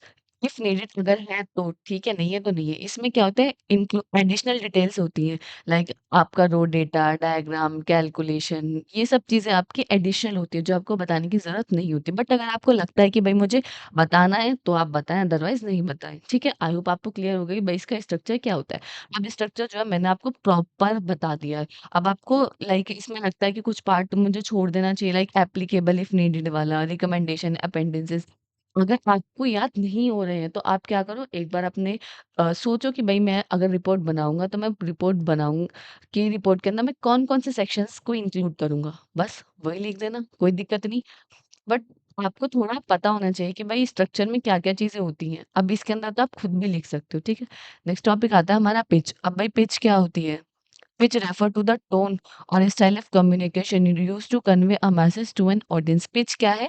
पिच ये बताती है कि आप किस टोन में सामने वाले पर्सन से किस तरीके से बात कर रहे हैं, किस तरीके से मैसेज को कन्वे कर रहे हैं। अब आप देखते हो कभी-कभी जैसे आपके यहाँ बहुत ज़्यादा अगर गैदरिंग हो रही है तो कोई पर्सन बोलेगा तो वो ऐसे थोड़ी अरे हेलो हेलो ऐसे थोड़ी वो तेज से बहुत तेज से बोलना पड़ेगा क्योंकि उसे अपने मैसेज को कन्वे करना है दूसरे को। तो उस टाइम उसकी पिच क्या होती है हाई, यानी वो जो बोल रहा है, जो वो कम्युनिकेट कर रहा है, उसकी जो टोन है वो बहुत ज़्यादा हाई है। तो उसको हम बोलते हैं पिच, जो आपकी टोन होती है बोलने की, ठीक है? जैसे हम बोलते हैं ना कभी-कभी कि अरे यार इसकी आवाज़ तो बड़ी कान में चुभती है, इसकी पिच बहुत हाई है। वही पिच होता है, जो आपके कान में चुभती है ना कभी-कभी किसी की आवाज़ें, वही पिच होता है। It ensure that a message is clearly professional and suited to the situations. ये एन्श्योर करता है कि भाई मैसेज आपका क्लियरली आप बता पाएँ, प्रोफेशनली आप बता पाएँ और सिचुएशन के अकॉर्डिंग आप उसको बताएँ। अपनी पिच को सिचुएशन के अकॉर्डिंग आप करें। ऐसे नहीं कि जहाँ आपको लो पिच की ज़रूरत है, वहाँ आप हाई पिच कर रहे हैं, नहीं। पिच को अकॉर्डिंग टू द सिचुएशन आप चेंज करें। आई होप आपको क्लियर होगा कि पिच क्या होता है, टोन, ठीक है? अब टाइप्स अगर हम देखें, पहला होता है हाई पिच। हाई पिच क्या होता है, जब आप कोई भी देखते हैं सेल्स वगैरह की अगर कोई जॉब करता है तो वो क्या करता है भाई, बड़ी तेज अपने प्रोडक्ट को उसको प्रेजेंट करना होता है कंपनी के अंदर, अपने न्यू प्रोडक्ट को उसे लॉन्च करना होता है, बताना होता है। तो वो क्या करेगा, ऐसे थोड़ा अरे ये मेरा प्रोडक्ट है, ये नहीं, ऐसे नहीं बताएगा ना। उसको प्रॉपर हाई पिच का यूज करना पड़ेगा कि भाई मेरा जो मैसेज है वो सामने वाला समझ पाए। उस टाइम उसको यूज करनी पड़ेगी हाई पिच, ठीक है? Formal and persuasive tone use to important और अर्जेंट मैसेज। फॉर्मल ये परसुएटिव टोन जो हम यूज करते हैं किसी भी अर्जेंट या इम्पोर्टेंट मैसेज के लिए, उस टाइम हमें यूज करनी होती है हाई पिच। उसे तो हम बोलते हैं हाई पिच। लाइक आप एग्जांपल के लिए समझ सकते हैं, a company presenting a new product to investors. जो हमारी इन्वेस्टर्स हैं, कंपनी उनके सामने अपना न्यू प्रोडक्ट रख रही है, तो उस टाइम कंपनी के जो भी एम्प्लॉय उसको प्रेजेंट कर रहे हैं, तो उस टाइम उनका पिच कैसे रखनी पड़ेगी, हाई रखनी पड़ेगी, ताकि उनको अंडरस्टैंडिंग ज्यादा और उनको लगे कि भाई सामने वाला हाँ, कुछ प्रेज़ेंट कर रहा है, ठीक है? अभी एक हाँ यूज़ आता है बिज़नेस प्रपोज़ल में, सेल्स प्रेज़ेंटेशन में, इमरजेंसी अलर्ट्स वग़ैरह जो होते हैं बिज़नेसेस में, उन उस टाइम हम किसका यूज़ करते हैं, अपनी पिच जो है हमें हाई रखनी होती है, उस टाइम हम हाई पिच का यूज़ करते हैं। आई होप आपको क्लियर होगा। लो पिच क्या है? जब आप काम और इन्फॉर्मेटिव टोन करते हैं, जैसे आप एवरीडे कम्युनिकेशन करते हैं, जैसे मैं अभी आपको कुछ बता रही हूँ, तो ये मेरी पिच क्या है? लो पिच है। क्यों? क्योंकि हम एक बहुत काम और इन्फॉर्मेटिव टोन में बात कर रहे हैं, ठीक है? उसे हम बोलते हैं लो पिच। एग्ज़ाम्पल के थ्रू आप समझ सकते हैं, जैसे कोई एम्प्लॉयी एक्सप्लेन कर रहा है अपना work update in a meeting. Meeting चल रही है, मीटिंग के अंदर वो बता रहा है कि भई मेरा जो काम है प्रोजेक्ट का, वो मैंने इतना कर लिया है। मैंने ये इन्हीं स्टेप्स को अपना कंप्लीट कर लिया। तो वो उस टाइम क्या करेगा, एक इन्फॉर्मेटिव टोन का यूज़ करेगा। अगर वो इन्फॉर्मेटिव टोन और सिंपल टोन और कामों की बात कर रहा है, तो उसको हम बोलते हैं उस टाइम हमारी पिच कैसी है, लो पिच है। ये कहाँ यूज़ होता है, टीम डिस्कशन में, ईमेल, ट्रेनिंग सेक्शन में, इन सब चीज़ों में हम अपनी लो पिच का यूज़ करते हैं, ठीक है? नेक्स्ट आती है persuasive pitch and persuasive pitch कब होती है, जब आपको इन्फ्लुएंस करना हो अपने ऑडियंस को। अब आपका एक प्रोडक्ट है, आप मुझे जो एक प्रोडक्ट सेल करना है, तो जो उस टाइम मेरी पिच होगी, मैं क्या कहूँगी, अरे इसके एडवांटेजेस बताऊँगी ना कि अगर आप इसको खरीदोगे तो आपको इतना फ़ायदा होगा, आप बहुत कम टाइम में ये आपका टाइम बचाएगा, आपकी हेल्थ को बहुत ज़्यादा अच्छा रखेगा। तो ये सब चीज़ें क्या है, यानी मैं अपनी ऑडियंस को इन्फ्लुएंस कर रही हूँ। जो इन्फ्लुएंस करने की जो टोन होती है उसको हम बोलते हैं पर्सुएसिव पिच। जो सेल्स पर्सन वगैरह होते हैं, उनको जब अपना प्रोडक्ट सेल करना होता है कस्टमर्स को, तो कस्टमर को क्या कहते हैं, अरे सर आप इसको खरीद लीजिए, इतने बहुत अच्छा रहेगा आने वाले टाइम में, ये वो उसके बहुत सारे एडवांटेजेस बताते हैं। तो उनकी जो उस टाइम टोन होती है वो क्या होती है, कन्विंस करने की टोन होती है। तो उसी टोन को हम बोलते हैं, उसी टाइम की जो टोन होती है उसको हम बोलते हैं, कौन से पिच है, वो हमारी परसुएसिव पिच। इमोशनल पिच, जब भाई बहुत दुख वगैरह होता है, अगर हम किसी की अपनी स्टोरी टेलिंग बता रहे हैं, कोई चीज़ हमारे साथ बहुत ज्यादा बुरी हुई है, उस टाइम जब हम उसको बता रहे हैं दूसरे वाले को, तो उस टाइम हमारी जो पिच होती है वो क्या होती है, इमोशनल पिच होती है, ताकि हम सामने वाले से अपने इमोशंस को कनेक्ट कर पाए, सामने वाला हमारे दर्द और दुख और इमोशंस को समझ पाए, ठीक है? ये होती है हमारी क्या, इमोशनल पिच, ठीक है? नेक्स्ट होती है हमारी इंफॉर्मेशनल पिच। इंफॉर्मेशनल पिच यानी जब आपके टीचर्स, फैकल्टीज आपको पढ़ाते हैं, उस टाइम जो उनकी टोन होती है वो कैसी होती है, इंफॉर्मेशनल पिच। क्यों? क्योंकि जब वो आपको इन्फॉर्मेशन या नॉलेज को शेयर करते हैं, ठीक है? आई होप आपको क्लियर होगा। अब ये जो पिच है, जैसे इन्फॉर्मेशन होगा, पर्सुएसिव होगा, हाई लो, ये सब चीज़ें आपको अगर थोड़ा भी बता अंदाज़ा हो जाएगा ना भई इसमें ये लिखना है, तो आप खुद लिख सकते हो। तो आपका ऐसा नहीं है कि भई मैंने इसमें 3 पॉइंट लिख दिए हैं, तो आप इन 3 पॉइंट्स को ही लिखोगे, नहीं आप पूरा अच्छे से पॉइंट बाय पॉइंट जो भी आपको समझ आए, सब चीज़ें लिखे आओगे। बट आप डायग्राम का ज़्यादा यूज़ करोगे, जैसे पिच का है, तो आप लिखोगे भई टाइप्स ऑफ पिच, फिर उसके टाइप ऐसे डायग्राम में बना दोगे कि पहला टाइप हमारा क्या हाई पिच, फिर लो पिच, फिर पर्सुएसिव पिच, इमोशनल, इस तरीके से डायग्राम में लिखोगे ना तो वो बहुत ज़्यादा अट्रैक्टिव लगता है और वो काफ़ी अच्छा लगता है। वहाँ हमें जो है मार्क्स के चांसेस बहुत ज़्यादा रहते हैं, ठीक है? आई होप आपको क्लियर होगा। नेक्स्ट आता है एलिमेंट ऑफ स्पीच। अब भई स्पीच के एलिमेंट्स क्या-क्या होते हैं? पहला होता है clarity. Clarity as the name suggest यानी क्लियर। यानी जब भी आप बोल रहे हैं, जब भी आप किसी से कम्युनिकेट कर रहे हैं, कोई भी बात कर रहे हैं, तो आपके जो है सिंपल एंड ईज़ी अंडरस्टैंडेबल होने चाहिए, यानी क्लियर होने चाहिए आपके वर्ड्स कि आप बताना क्या चाह रहे हो। अब आप बता रहे हो, कुछ भी बता रहे हो, सामने वाले को समझ नहीं आ रहा। तो इसका मतलब क्या है कि आप कितना भी बोलो आपकी वैल्यू नहीं रहेगी, ठीक है? समझ रहे हो आप? Instead of saying utilise this apparatus for optimal result से use this tool for the best result. इतना ना बता पाएँ, क्लियर नहीं है अगर मैं किसी को बोलूँगी भई utilize this apparatus for optimal results कि आप इस apparatus को यूज़ करें, उसका ऑप्टिमल रिजल्ट आएगा। मैं इतनी बात बोलूँ या मैं यही बोल दूँ कि आप इस टूल का यूज़ करो जिससे आपको बेस्ट रिजल्ट आएगा। तो किसमें ज़्यादा क्लैरिटी सेकंड वाले पैराग्राफ में ना सेकंड वाले स्टेटमेंट में ज़्यादा क्लैरिटी है। तो हमें जो भी स्टेटमेंट है, जब भी बोलते हैं, स्पीच का यूज़ करते हैं, तो हमेशा हमारा जो मैसेज होना चाहिए वो शुड बी हमेशा क्लियर होना चाहिए ताकि सामने वाले को समझ आ जाए। इतना ज़्यादा हाई-फाई हमें नहीं बोलना है कि भई सामने वाले को समझ ही नहीं आ रहा है, बस हमें बोलना ही है, ठीक है? नेक्स्ट आती है टोन। टोन क्या होती है? द एटीट्यूड और फीलिंग इन द स्पीच। जो स्पीच के टाइम आपका एटीट्यूड और जो आपकी फीलिंग होती है, वो बताती है आपकी टोन। लाइक फॉर्मल हो गई, इनफॉर्मल हो गई, वो सब चीज़ें आपको पता है टोन हम पहले ही पढ़ चुके हैं। टोन क्या होती है? Attitude and feeling. ठीक है? एग्ज़ाम्पल के थ्रू आप समझ सकते हैं manager speech in a meeting should have a formal tone while a speech at a company event can be friendly. अगर कोई मीटिंग्स वगैरह चले हैं तो वहाँ आप कैसे टोन का यूज़ करोगे? फॉर्मल टोन का। कि वहाँ पे ऐसा तो नहीं करोगे अरे ये बताओ, ये वो बताओ, नहीं आप फॉर्मल टोन का यूज़ करोगे कि explain this topic, what is the problem of this? इस तरीके से बात करोगे ना तो अगर आप कंपनी के अंदर बैठ के नॉर्मली एम्प्लॉयी जब आपका लंच वगैरह होता है, तब आप बात करें तो तब आप क्या फॉर्मल टोन यूज़ करोगे? नहीं, तब आप फ्रेंडली अरे यार आज तो ये हुआ था, आज तो ये नहीं अच्छा हुआ। तो ये सब चीज़ें क्या बताते हैं टोन, ठीक है? नेक्स्ट आती है पिच। पिच क्या होती है कि भई लेवल ऑफ वॉइस कि आपकी जो साउंड जब आप बोल रहे हो उसका लेवल क्या है वो बताती है हमारी पिच कि मैं बहुत तेज़ बोल रही हूँ तो मेरी पिच बहुत ज़्यादा हाई है। मैं थोड़ा लाइक काम होके बोल रही हूँ तो मेरी पिच लो है। मॉडरेट यानी बीच की जब हम नॉर्मली तो हम मॉडरेट का ही यूज़ करते हैं, ठीक है? That is called pitch. I hope आपको क्लियर होगा कि भाई पिच हमारी क्या होती है। नेक्स्ट क्या होता है हमारा स्पीड या पेस। स्पीड यानी the rate of which you speak. अब भाई मैं जो हूँ बहुत तेज़-तेज़ बोलती हूँ, ठीक है? The rate of which you speak speaking too fast can be इस तरीके से अगर मैं बोलती हूँ तो मेरी जो स्पीड है वो क्या है बहुत ज़्यादा हाई है। अगर मेरी स्पीड बहुत ज़्यादा हाई होगी तो वो सामने वाले को अंडरस्टैंडेबल नहीं होगा, सामने वाले को मेरी चीज़ें समझ नहीं आएँगी कि मैं क्या बताना चाह रही हूँ। तो वो बताता है हमारी स्पीड, हम किस तरीके से किस स्पीड में हम बात कर रहे हैं, किस स्पीड में हम अपने कम्युनिकेशन कर रहे हैं, ठीक है? Speaking too fast can confuse people while speaking too slow can be boring. बहुत आराम-आराम से मैं पढ़ूँगी the rate at which you speak इस तरीके से पढ़ूँगी तो भाई आपको लगेगा अरे यार ये क्या फालतू बोर कर रही है, हटो, हटो, नहीं देखेंगे हम वीडियो। अगर मैं बहुत ज़्यादा तेज़ पढ़ूँगी तो आपको कन्फ्यूज़न हो जाएगी कि अरे यार ये तो बहुत तेज़ पढ़ रही है, ये तो ट्रेन की तरह चल रही है, मुझे तो कुछ समझ नहीं आ रहा। तो क्या है हमें मॉडरेट स्पीड रखनी चाहिए ताकि सामने वाले को समझ भी आ जाए, डिफ़िकल्टी भी ना हो और उसको देखने में ऐसा भी नहीं लगे कि भई हाँ, मेरा टाइम वेस्ट हो रहा है। समझ रहे हो आप? That is called the concept of speed, ठीक है? नेक्स्ट आता है हमारा वॉल्यूम। वॉल्यूम क्या होता है? Loudness of the speech. Volume क्या होती है? Loudness of the speech. Like बोलते हैं ना स्पीकर लाइक लाउडली बोलो, आपकी वॉल्यूम क्या है स्पीच के टाइम? वो बताती है आपकी लाइक आप किस तरीके से बात कर रहे हैं, आपकी जो स्पीच है वो कितनी लाउड है, वो आपको बताती है वॉल्यूम। बहुत लाउड आप बोल रहे हो तो आपकी वॉल्यूम जो है बहुत ज़्यादा हाई है। अगर आप बहुत ज़्यादा लाउड नहीं बोल रहे हो तो आपकी वॉल्यूम क्या है लो है, जैसे बोलते ही हैं। जैसे आप एग्ज़ाम्पल की तरह समझ सकते हैं speaking louder in a seminar hall but softer in a small team meeting. अगर आप सेमिनार के अंदर जा रहे हो, सेमिनार के अंदर आप सेमिनार लेने जा रहे हो, यहाँ अप्रॉक्स 200 स्टूडेंट्स हैं। 200 स्टूडेंट्स के सामने आप अपनी वॉल्यूम कैसे रखोगे? आप खुद ही बताओ कैसे रखोगे? लो रखोगे क्या? नहीं, आपको वॉल्यूम वहाँ हाई रखनी पड़ेगी ताकि आप जो बता रहे हो 200 स्टूडेंट्स को समझ आ जाए।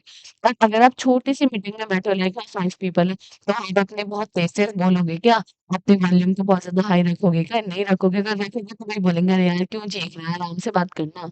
ऐसे बोल के आपको बताती है आपकी फीलिंग कि आप किस तरीके से कितने लाइट तरीके से बात कर रहे हैं, ठीक है? नेक्स्ट आता है बॉडी लैंग्वेज। बॉडी लैंग्वेज जो है तो वो नॉन वर्बल कम्युनिकेशन होता है। बॉडी लैंग्वेज कोई बोलता नहीं है कि हाँ, कोई नहीं करना पड़ता। वो जेस्चर होता है, आपका पोस्चर होता है बॉडी का, आपका आई कॉन्टैक्ट होता है, आपका कॉन्फिडेंस होता है। बॉडी लैंग्वेज आपकी बहुत ज़्यादा इम्पोर्टेंट होती है। अब जैसे बोलते हैं कि आप इंटरव्यू के लिए जाओ, अगर आप यहाँ ऐसे कमर झुकाकर ऐसे बैठोगे तो वो क्या बोलेगा, "अरे यार क्या बॉडी लैंग्वेज है, चलो बाहर जाओ, हमें नहीं लेना आपका इंटरव्यू।" तो जो बॉडी लैंग्वेज है बहुत ज़्यादा इम्पोर्टेंट रोल प्ले करती है। आपका जेस्चर, बॉडी का पोस्चर, आई कॉन्टैक्ट, किस तरीके से आप मैसेज को कन्वे करें, वो सब चीज़ें बहुत ज़्यादा हैंड मूवमेंट आपका, आई कॉन्टैक्ट आपका, वो सब चीज़ें बहुत ज़्यादा मैटर करती हैं। तो वो होता है हमारा बॉडी लैंग्वेज। आई होप आपको क्लियर होगा कि भई ये बॉडी लैंग्वेज क्या होता है। अब हम देख लेते हैं कि भई हमें कोई भी कम्युनिकेशन लाइक डिलीवर करने के लिए हमारी क्या-क्या चीज़ें एफिशिएंट है। आपको क्लियर है ये वॉल्यूम, बॉडी लैंग्वेज ये सब चीज़ें हमारी कौन-सी हैं? अब हम देखेंगे to deliver an efficient speech in technical communication. अगर हमें एक इफेक्टिव स्पीच टेक्निकल कम्युनिकेशन के अंदर डिलीवर करनी है, तो हमें क्या-क्या चीज़ें का ध्यान रखना है? फर्स्ट है be clear and to the point, यानी क्लैरिटी होनी चाहिए हमारे मैसेज में, पॉइंट टू पॉइंट आप बात करो, ये नहीं कि पूरा अपनी कहानी सुना रहे हो। नेक्स्ट है use the right tone. Formally अगर आप मीटिंग के अंदर बैठो तो फॉर्मल टोन का यूज़ करो, अगर नॉर्मली बात करो तो इनफॉर्मल टोन का आप यूज़ कर सकते हो। नेक्स्ट है adjust pitch, speed and volume as needed. जिस तरीके से आपको नीडेड हो उस तरीके से आप अपने वॉल्यूम बढ़ाओ, घटाओ, स्पीड को तेज़ करो, पिच को सही करो, वो सब चीज़ें आपके ऊपर डिपेंड करती है कि भई आप सिचुएशन को कितने अच्छे से समझ रहे हो। Use gesture and body language for the better impact. आप अपने हाथों का लाइक आई कॉन्टैक्ट इन सब चीज़ों को यूज़ करो जो आपको कॉन्फिडेंस दिखाती है और वो जो बहुत अच्छे इम्पैक्ट डालती है सामने वाले पर। नेक्स्ट आता है consider the audience and use suitable language. आपको अपनी जब भी आप बात कर रहे हो, कम्युनिकेशन कर रहे हो, स्पीच कोई दे रहे हो, तो आपको हमेशा अपनी ऑडियंस को कंसिडर कर कर ही बताना है। लाइक आपकी फॉर एग्ज़ाम्पल आपकी जो ऑडियंस है वो तो समझती है हिंदी। आप वहाँ जाके यू इंग्लिश में बात कर रहे हो कि दिस, तो भई उनको तो कुछ समझ ही नहीं आ रहा। तो आपको अपनी ऑडियंस को कंसिडर कर कर बात करनी चाहिए। आप उस लैंग्वेज का यूज़ करना चाहिए जिसमें आपकी जो ऑडियंस है वो सूटेबल हो। आप कोई हिंदी में तो आप हिंदी में बात करो, कोई इंग्लिश में होता है तो आप वहाँ इंग्लिश में जाके बात करो। तो ये सब चीज़ें बहुत ज़्यादा इम्पोर्टेंट होती हैं सामने वालों को समझने के लिए। ये सब चीज़ों को अगर आप यूज़ करोगे तो काफ़ी अच्छे से आप अपनी स्पीच दे सकते हो। आई होप आपको क्लियर हो गया कि ये 3 टॉपिक आपको काफ़ी अच्छे से क्लियर हो गए होंगे। अब हमारी यूनिट नंबर 4 में 3 टॉपिक ऐसे हैं जो काफ़ी इम्पोर्टेंट है। पहला क्या है communication and social competence. Second है हमारा थिंकिंग स्किल्स, थर्ड है हमारा इमोशनल इंटेलिजेंस। ये 3 टॉपिक ऐसे हैं यूनिट नंबर 4 से जो काफ़ी इम्पोर्टेंट है। तो हम इन 3 टॉपिक को यूनिट 4 के अंदर से कवर करेंगे। तो सबसे पहला टॉपिक है हमारा कम्युनिकेशन। बेसिकली कम्युनिकेशन का मतलब होता क्या है या कम्युनिकेशन होता क्या है? कम्युनिकेशन आपने पहले भी पढ़ा है। कम्युनिकेशन है क्या? कम्युनिकेशन एक ऐसा वे है जिसकी हेल्प से हम अपनी इन्फॉर्मेशन को शेयर कर पाते हैं। मैं आपसे अपनी इन्फॉर्मेशन को शेयर कर पाती हूँ, आप मुझसे अपनी इन्फॉर्मेशन को शेयर कर पाते हैं। किसकी हेल्प से? कम्युनिकेशन की हेल्प से, ठीक है? वही लिखा हुआ है communication is how we share information with other. It can be आप इन्फॉर्मेशन किस तरीके से भी शेयर कर सकते हैं। वर्ड के थ्रू, लिखकर, जेस्चर के थ्रू, इवन बॉडी लैंग्वेज के थ्रू, इन सब चीज़ों की हेल्प से आप क्या कर पाते हो, अपनी इन्फॉर्मेशन को शेयर कर पाते हो। अगर हम इन टेक्निकल कम्युनिकेशन के अंदर बात करें, तो कम्युनिकेशन का मतलब ये है कि कोई भी कॉम्प्लेक्स टॉपिक को हम बहुत ईज़िली समझा सकते हैं या बहुत ईज़िली अंडरस्टैंड कर सकते हैं, किसकी हेल्प से? कम्युनिकेशन की हेल्प से। फॉर एग्ज़ाम्पल अगर आपको कुछ कॉम्प्लेक्स लाइक डेटा स्ट्रक्चर होता है, तो उसके अंदर कुछ कॉम्प्लेक्स टॉपिक होता है, लाइक ट्री हो गया, ग्राफ हो गई, काफ़ी कॉम्प्लेक्स टॉपिक है, तो कम्युनिकेशन की हेल्प से आप उनको बहुत ईज़िली अंडरस्टैंड कर सकते हो, ठीक है? आई होप आपको क्लियर होगा कि कम्युनिकेशन क्या होता है, ठीक है? अब एग्ज़ाम्पल मैंने आपको बताया जैसा अभी डीएसए का हमने एग्ज़ाम्पल है जैसे वो जो हमारे कॉम्प्लेक्स टॉपिक है उसकी हेल्प से हम कम्युनिकेशन की हेल्प से उनको बहुत ईज़िली अंडरस्टैंड कर पाते हैं। यहाँ पे ऐसा समझ सकते हो लाइक एक सॉफ्टवेयर इंजीनियर है, उसने एक न्यू ऐप बनाया है, ठीक है? उसने एक ऐप तो बना दिया बट जो नॉन टेक्निकल यूज़र्स हैं उनको कैसे समझाएगा कि भई ये ऐप किस तरीके से बना है, इसमें क्या-क्या राइट हुआ है, क्या-क्या कोड लिखा हुआ है, क्या-क्या स्किल्स इसमें लगे हुए हैं, क्या-क्या टेक्नोलॉजीज़ लगेगा। अब भाई नॉन टेक्निकल यूज़र को तो समझ नहीं आएगा तो टेक्निकल से नॉन टेक्निकल यूज़र को समझाना जो समझाएगा वो कैसे किसकी हेल्प से कम्युनिकेशन की हेल्प से वो अपने पूरे ऐप को मैं राइट करके समझा सकता है कि भाई मैंने अपने इसके अंदर ये चीज़ें लिखी आप इसको पढ़ लो और आप समझ सकते हो। तो आई होप आपको क्लियर होगा कि भाई ये होता क्या है, कम्युनिकेशन है क्या? ठीक है? आप कम्युनिकेशन हमारा बहुत इंपॉर्टेंट रोल प्ले करता है। नेक्स्ट है हमारी सोशल कॉम्पिटेंस। सोशल कॉम्पिटेंस क्या है? सोशल कॉम्पिटेंस एक ऐसा स्किल्स है या एक ऐसी एबिलिटी है जिसकी हेल्प से आप बहुत इफेक्टिवली एंड रिस्पेक्टफुली इंटरेक्ट कर पाते हो। फॉर एग्जांपल आप एक पार्टी के अंदर गए हो, तो पार्टी के अंदर जब आप जाओगे तो वहाँ आप लोगों से आपको कम्युनिकेट करना पड़ेगा, तो आपको कुछ ऐसी स्किल्स चाहिए जिसकी हेल्प से आप वहाँ लोगों से बात कर सको, अपनी इन्फॉर्मेशन को शेयर कर सको। तो उन्हीं स्किल्स को, जो आपको स्किल्स रिक्वायर्ड है, उसी को हम क्या बोलते हैं, सोशल कॉम्पिटेंस। आई होप आपको क्लियर हो गई, आप समझ सकते हैं। फॉर एग्जांपल जो हमारे पब्लिक स्पीकर्स वगैरह होते हैं, वो क्या होता है, उनको फियरलेसली हर जगह बात कर पाते हैं, स्टेज का कोई उन्हें फियर नहीं होता। तो वो क्या है, उनका सोशल कॉम्पिटेंस, सोशली अगर वो पब्लिक स्पीकिंग कर रहे हैं तो उनका कॉम्पिटेंस कैसा है, वो सोशली काफी अच्छे कॉम्पिटेंस है। आई होप आपको क्लियर होगा, ठीक है। इसके अंदर क्या क्या इंक्लूड होता है, listening, empathy, adapting your message based on the audience, ये सब चीज, ये इसके अंदर रिक्वायर्ड होते हैं हमें, ठीक है। अब आपको क्लियर होगा कि भाई ये सोशल कॉम्पिटेंस का मतलब है क्या। Social competence is about how well you interact with others in social situations. Social competence ये है कि आप सोशल सिचुएशन के अंदर आप किस तरीके से लोगों से इंटरेक्ट कर रहे हो, वो चीज आपकी बताते हैं सोशल कॉम्पिटेंस। ये आप समझ सकते हो बेशक कि सोशल कॉम्पिटेंस का सिंपल मतलब ये है कि भाई आपकी जो कम्युनिकेशन है वो बहुत ज्यादा अच्छी हो जाती है, आप बहुत अच्छे से बात कर पाते हो, लोगों के साथ अपनी फीलिंग्स को शेयर कर पाते हो। That is called the concept of social competence. इसके अंदर क्या है, it include understanding social cues, being empathic and building positive relationship, ये सब चीजें इसके अंदर होती हैं। Being aware of how your words and actions affect other. और सोशल कॉन्फिडेंस अगर आपका काफी अच्छा है तो आप इस चीज से हमेशा अवेयर रहोगे कि भाई जो आप वर्ड्स बोल रहे हो, जो आप एक्शन कर रहे हो, वो सामने वाले के ऊपर क्या इफेक्ट डालेंगे, ठीक है। एग्जाम्पल के लिए आप समझ सकते हैं कि भाई एक टेक्निकल सपोर्ट एजेंट है, जो भाई थोड़ा क्या हो गया, एक्सप्लेन पब्लिक शूट प्रोसेस को वो समझा रहा है, बट जो कस्टमर वो बहुत ज़्यादा फ्रस्ट्रेटेड है। अरे यार ये क्या है, ये मतलब बहुत ज़्यादा गुस्सा है जो कस्टमर है। बट टेक्निकल सपोर्ट क्या कर रहा है, उनके साथ बातचीत कर रहा है, सर कोई दिक्कत नहीं, सर सॉरी, वो इस तरीके से बात करते हैं, वो आपको काम करते हैं।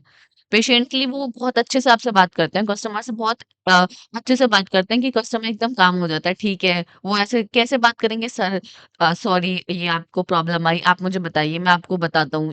काफ़ी चीज़ें वो बोलते हैं। तो क्या करते हैं कि उनका जो कॉम्पिटेंस है, सोशल कॉम्पिटेंस है, वो काफ़ी अच्छा है। इसका मतलब क्या है कि भई उनका कम्युनिकेशन स्किल्स काफ़ी अच्छा है, वो सामने वाले को कन्विंस कर पा रहे हैं, सामने वाले से अच्छे से बात कर पा रहे हैं। अब उन्हें तो पता नहीं भई सामने वाला कौन है, सोशली यानी कोई भी ऑल ओवर वर्ल्ड उनसे अगर कोई बात करता है, तो वो बहुत अच्छे से उससे बात करते हैं, ठीक है? वही हमारा कॉन्सेप्ट है सोशल कॉम्पिटेंस का। ठीक है? ये एंश्योर करता है कि भई आप टेक्निकल बहुत डिफिकल्ट वर्डिंग का यूज़ ना करें। अगर आप उनका यूज़ करते हैं तो भई सामने वाला जो पर्सन है वो नहीं समझ पाता। सबसे पहले आता है कॉन्टेक्स्ट। कॉन्टेक्स्ट आपको पता है, बोलते हैं ना कॉन्टेक्स्ट अच्छा नहीं है इनका, ये क्या पढ़ा रहे हैं, कॉन्टेक्स्ट नहीं समझ आ रहा। वही कॉन्टेक्स्ट यहाँ है। क्या लिखा हुआ, अंडरस्टैंडिंग सिचुएशन और एनवायरनमेंट यू आर इन। आपको अंडरस्टैंड करना पड़ेगा कि आप किस सिचुएशन में हैं, किस एनवायरनमेंट में हैं। वही social competence meaning being aware of what happening around you and adjusting your actions accordingly. आपके एनवायरनमेंट के अकॉर्डिंग अपने आप को एडजस्ट करना और ये ध्यान रखना कि भाई आपकी सराउंडिंग्स क्या चल रहा है, उसको ही हम बोलते हैं कॉन्टेक्स्ट। फॉर एग्जाम्पल, लाइक अगर आप फॉर्मल मीटिंग के अंदर गए हो, ठीक है, फॉर्मल मीटिंग के अंदर गए हो तो आप वहां ऐसी जोक वगैरह थोड़ी सुना दोगे, नहीं सुनाओगे ना, नहीं सुनाओगे तो आपको बाहर निकाल दिया जाएगा। तो वही है, कॉन्टेक्स्ट क्या है कि अगर आप फॉर्मल मीटिंग के अंदर हैं, तो वहाँ आपको कैसे बात करनी पड़ेगी, प्रोफेशनली आपको बात करनी पड़ेगी। ये जोक्स वगैरह वहाँ नहीं सुनाने, सुनाओगे तो बाहर निकाल दिए जाओगे। तो that is the concept of context. I hope आपको क्लियर होगा कि कॉन्टेक्स्ट है क्या। नेक्स्ट है हमारी फीलिंग्स। फीलिंग्स यानी being aware of your own feeling and how they might affect your communication. आपको हमेशा अवेयर रहना पड़ेगा अपनी खुद की फीलिंग्स को लेकर। और भाई क्या है, कभी कभी होता है कि भाई हम बहुत ज्यादा गुस्सा होते हैं, हम गुस्सा होंगे तो भाई हम, अगर हमसे कोई सामने वाला बात करने आ गया तो हम उससे भी बहुत रूडली बात करेंगे, तो वो चीज नहीं होनी चाहिए। हमें अपनी फीलिंग्स को हमेशा मैनेज करते रहना चाहिए, अपने इमोशंस को, अपने नेगेटिव थॉट्स को, उन सब चीजों को मैनेज करते रहना चाहिए, ताकि उसका इम्पैक्ट हमारे सामने वाले पे ना पड़े या हमारी कम्युनिकेशन स्किल्स पे ना पड़े। अगर आप इन चीज़ों का ध्यान रखोगे तो आपको बिल्कुल दिक्कत नहीं होगी। थर्ड आता है हमारे इमोशंस। इमोशंस यानी recognizing and responding to the emotions of others. सामने वाले के इमोशंस को समझना, उनको रिस्पॉन्ड करना, ठीक है? वो चीज़ आती है इमोशंस के अंदर, ठीक है? लाइक अगर आपका कोई कोवर्कर है, वो बहुत ज़्यादा स्ट्रेस है, वो बहुत ज़्यादा लाइक किसी प्रॉब्लम से गुज़र रहा है, तो उसके इमोशंस को समझना, उसकी केयर करना, उससे बात करना कि नहीं कोई दिक्कत नहीं, हो जाएगा, ये सब चीज़ें तो लाइफ़ का पार्ट है, ये सब चीज़ें समझाना। That is the concept of emotions. I hope आपको क्लियर होगा। इंटेंशंस क्या होता है? नोइंग योर पर्पस और goal in a social interaction. Social interaction की पर्पस और उसे गोल को समझना ही हमारा क्या होता है? इंटेंशन होता है।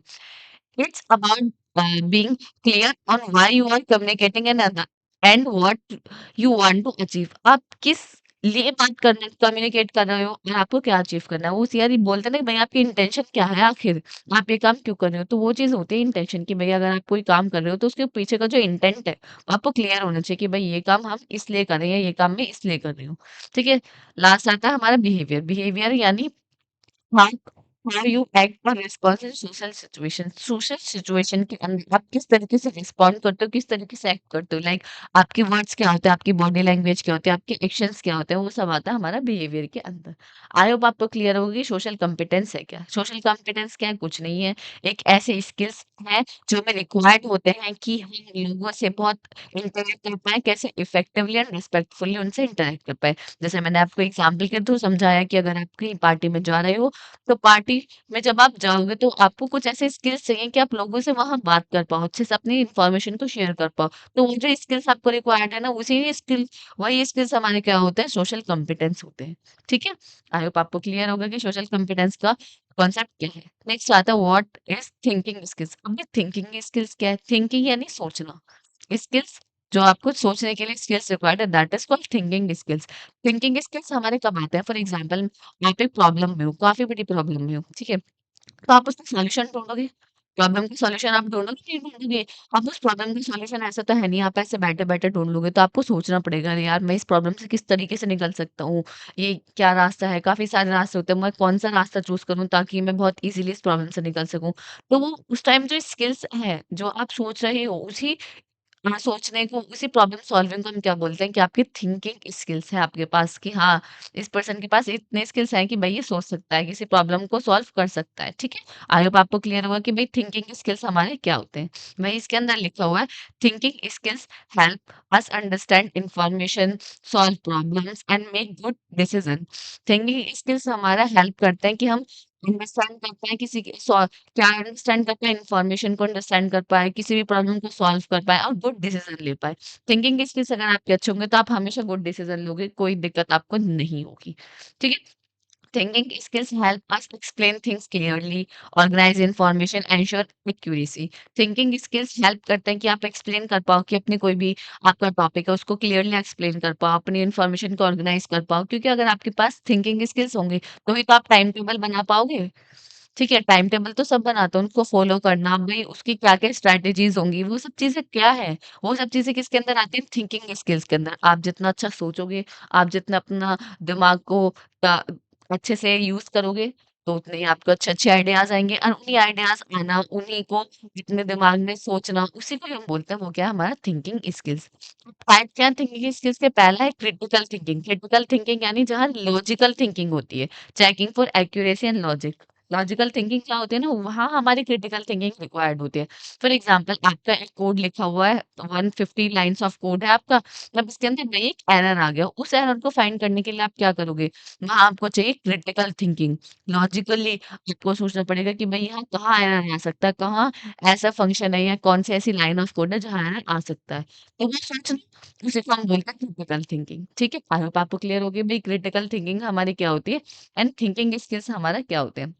नेक्स्ट क्या है हमारा एनालिटिकल थिंकिंग। एनालिटिकल थिंकिंग का मतलब क्या है? ब्रेक डाउन कॉम्प्लेक्स आइडियाज़ कि कॉम्प्लेक्स आइडियाज़ को तोड़ना।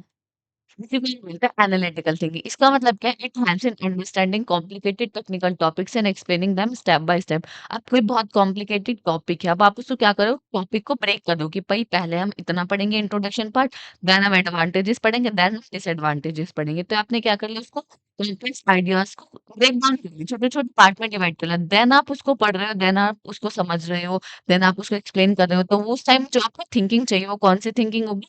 एनालिटिकल थिंकिंग को हेल्प से ही आप क्या कर पाओगे, उस कॉम्प्लेक्स या टेक्निकल टॉपिक को क्या कर पाओगे, स्टेप बाय स्टेप एक्सप्लेन कर पाओगे। आई होप आपको क्लियर होगी भाई कॉम्प्लिकेटेड आइडियाज़ को हम किस तरीके से ब्रेक डाउन करें, तो वो थिंकिंग कौन-सी हुई हमारी? एनालिटिकल थिंकिंग, ठीक है? ठीक है, नेक्स्ट आती है हमारी क्रिएटिव थिंकिंग। क्रिएटिव थिंकिंग तो आपको पता है, बोलते हैं ना भई ये तो बहुत क्रिएटिव है। बहुत क्रिएटिव का मतलब क्या है? भाई ये तो अगर कोई भी वेस्ट प्रोडक्ट देखता है या ये कुछ भी देखती है तो भाई ये तो बहुत अच्छा कोई यानी कोई मॉडल बना देती है, कोई आर्ट बना देती है, कुछ भी बना देती है। जैसे फॉर एग्जांपल न्यूज़पेपर पढ़े हुए हैं, अरे न्यूज़पेपर से तो इसने देखो कितनी अच्छी वॉल हैंगिंग बना दी। तो क्या बोलते हैं भाई इसका माइंड बड़ा क्रिएटिव है। तो उस टाइम से आपको थिंकिंग रिक्वायर्ड होती है उन चीज़ों के लिए, तो that is called creative thinking, making content engaging and user friendly कि भाई ऐसे कंटेंट बनाना जो एंगेजिंग हो। वही तो क्रिएटिव थिंकिंग हुई। अब जो एग्जिस्टिंग है अगर आप उनको ही बना रहे हो तो वो तो क्रिएटिव थिंकिंग नहीं हुई, वो तो एग्जिस्टिंग है ऑलरेडी। आपने क्या अपने माइंड को सोचा, क्या नई चीजें सोची, that is called creative thinking, ठीक है। नेक्स्ट हमारा problem solving thinking. Problem solving thinking या कि आपकी भाई कोई प्रॉब्लम आप उसको सॉल्व कर रहे हो। Like help desk technical simplify IT instruction for non technical employ. जैसे मैंने आपको बताया कि भाई टेक्निकल जो है किसी भी सिचुएशन, किसी भी ऐप या किसी भी प्रोडक्ट को नॉन टेक्निकल एम्प्लॉयज को समझाना, तो वो क्या problem solving thinking. Find solution for communication challenges.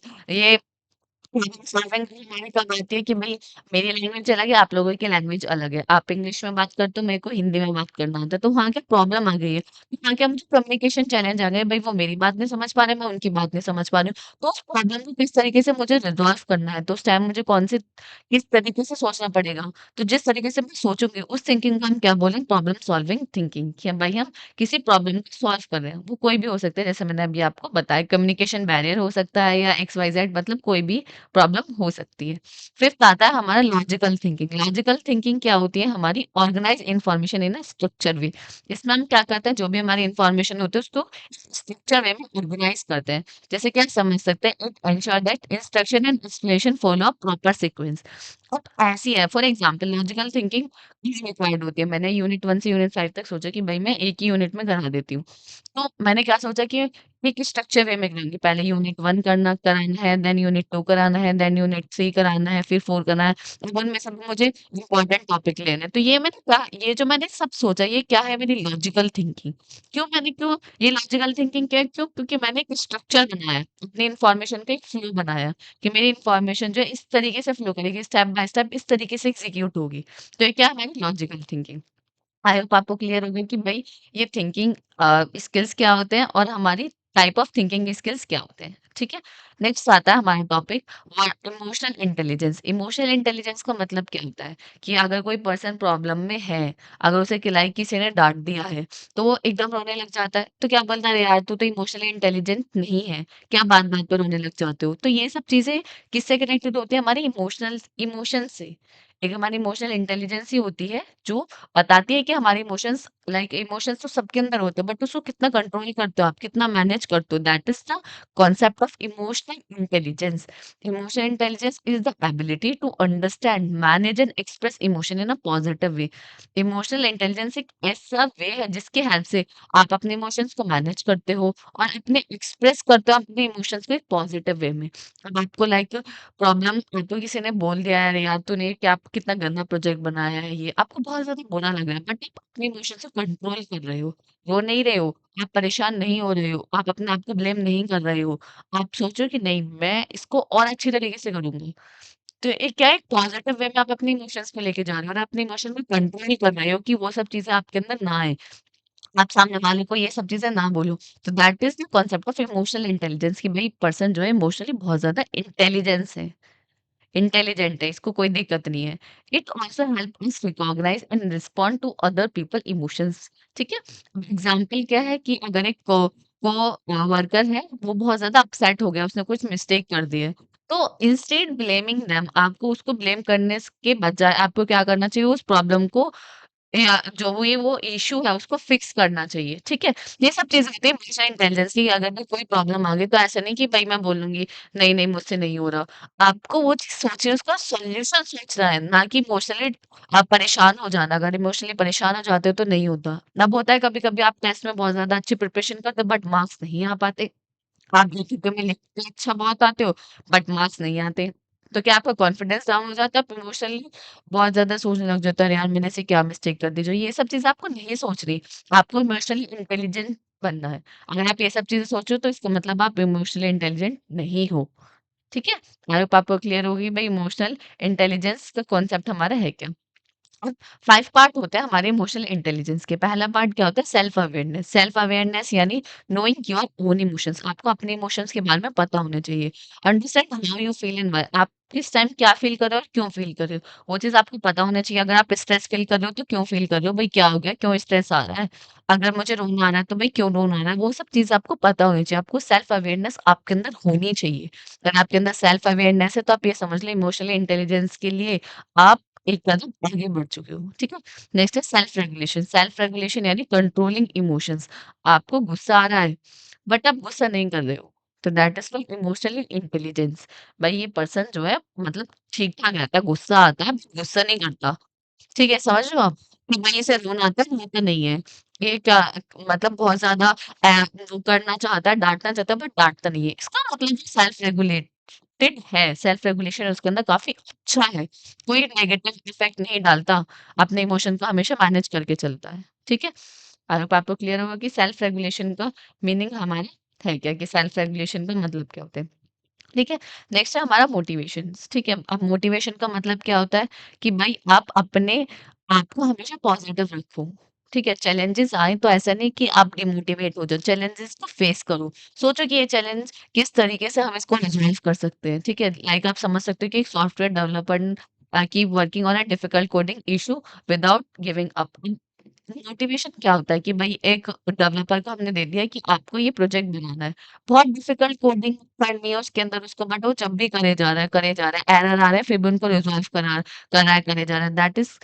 That is called the motivation. भाई वो मोटिवेटेड है अपने काम के लिए, हमेशा इस पॉज़िटिव रहता है। अगर एरर आता है तो आ रहा है तो कोई दिक्कत नहीं, ठीक कर रहा है वो एरर को फिक्स कर रहा है।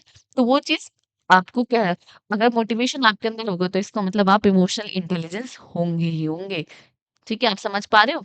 नेक्स्ट आता है एम्पैथी। एम्पैथी मतलब अंडरस्टैंडिंग अदर फीलिंग। अपनी फीलिंग को तो हर कोई समझ पाता है।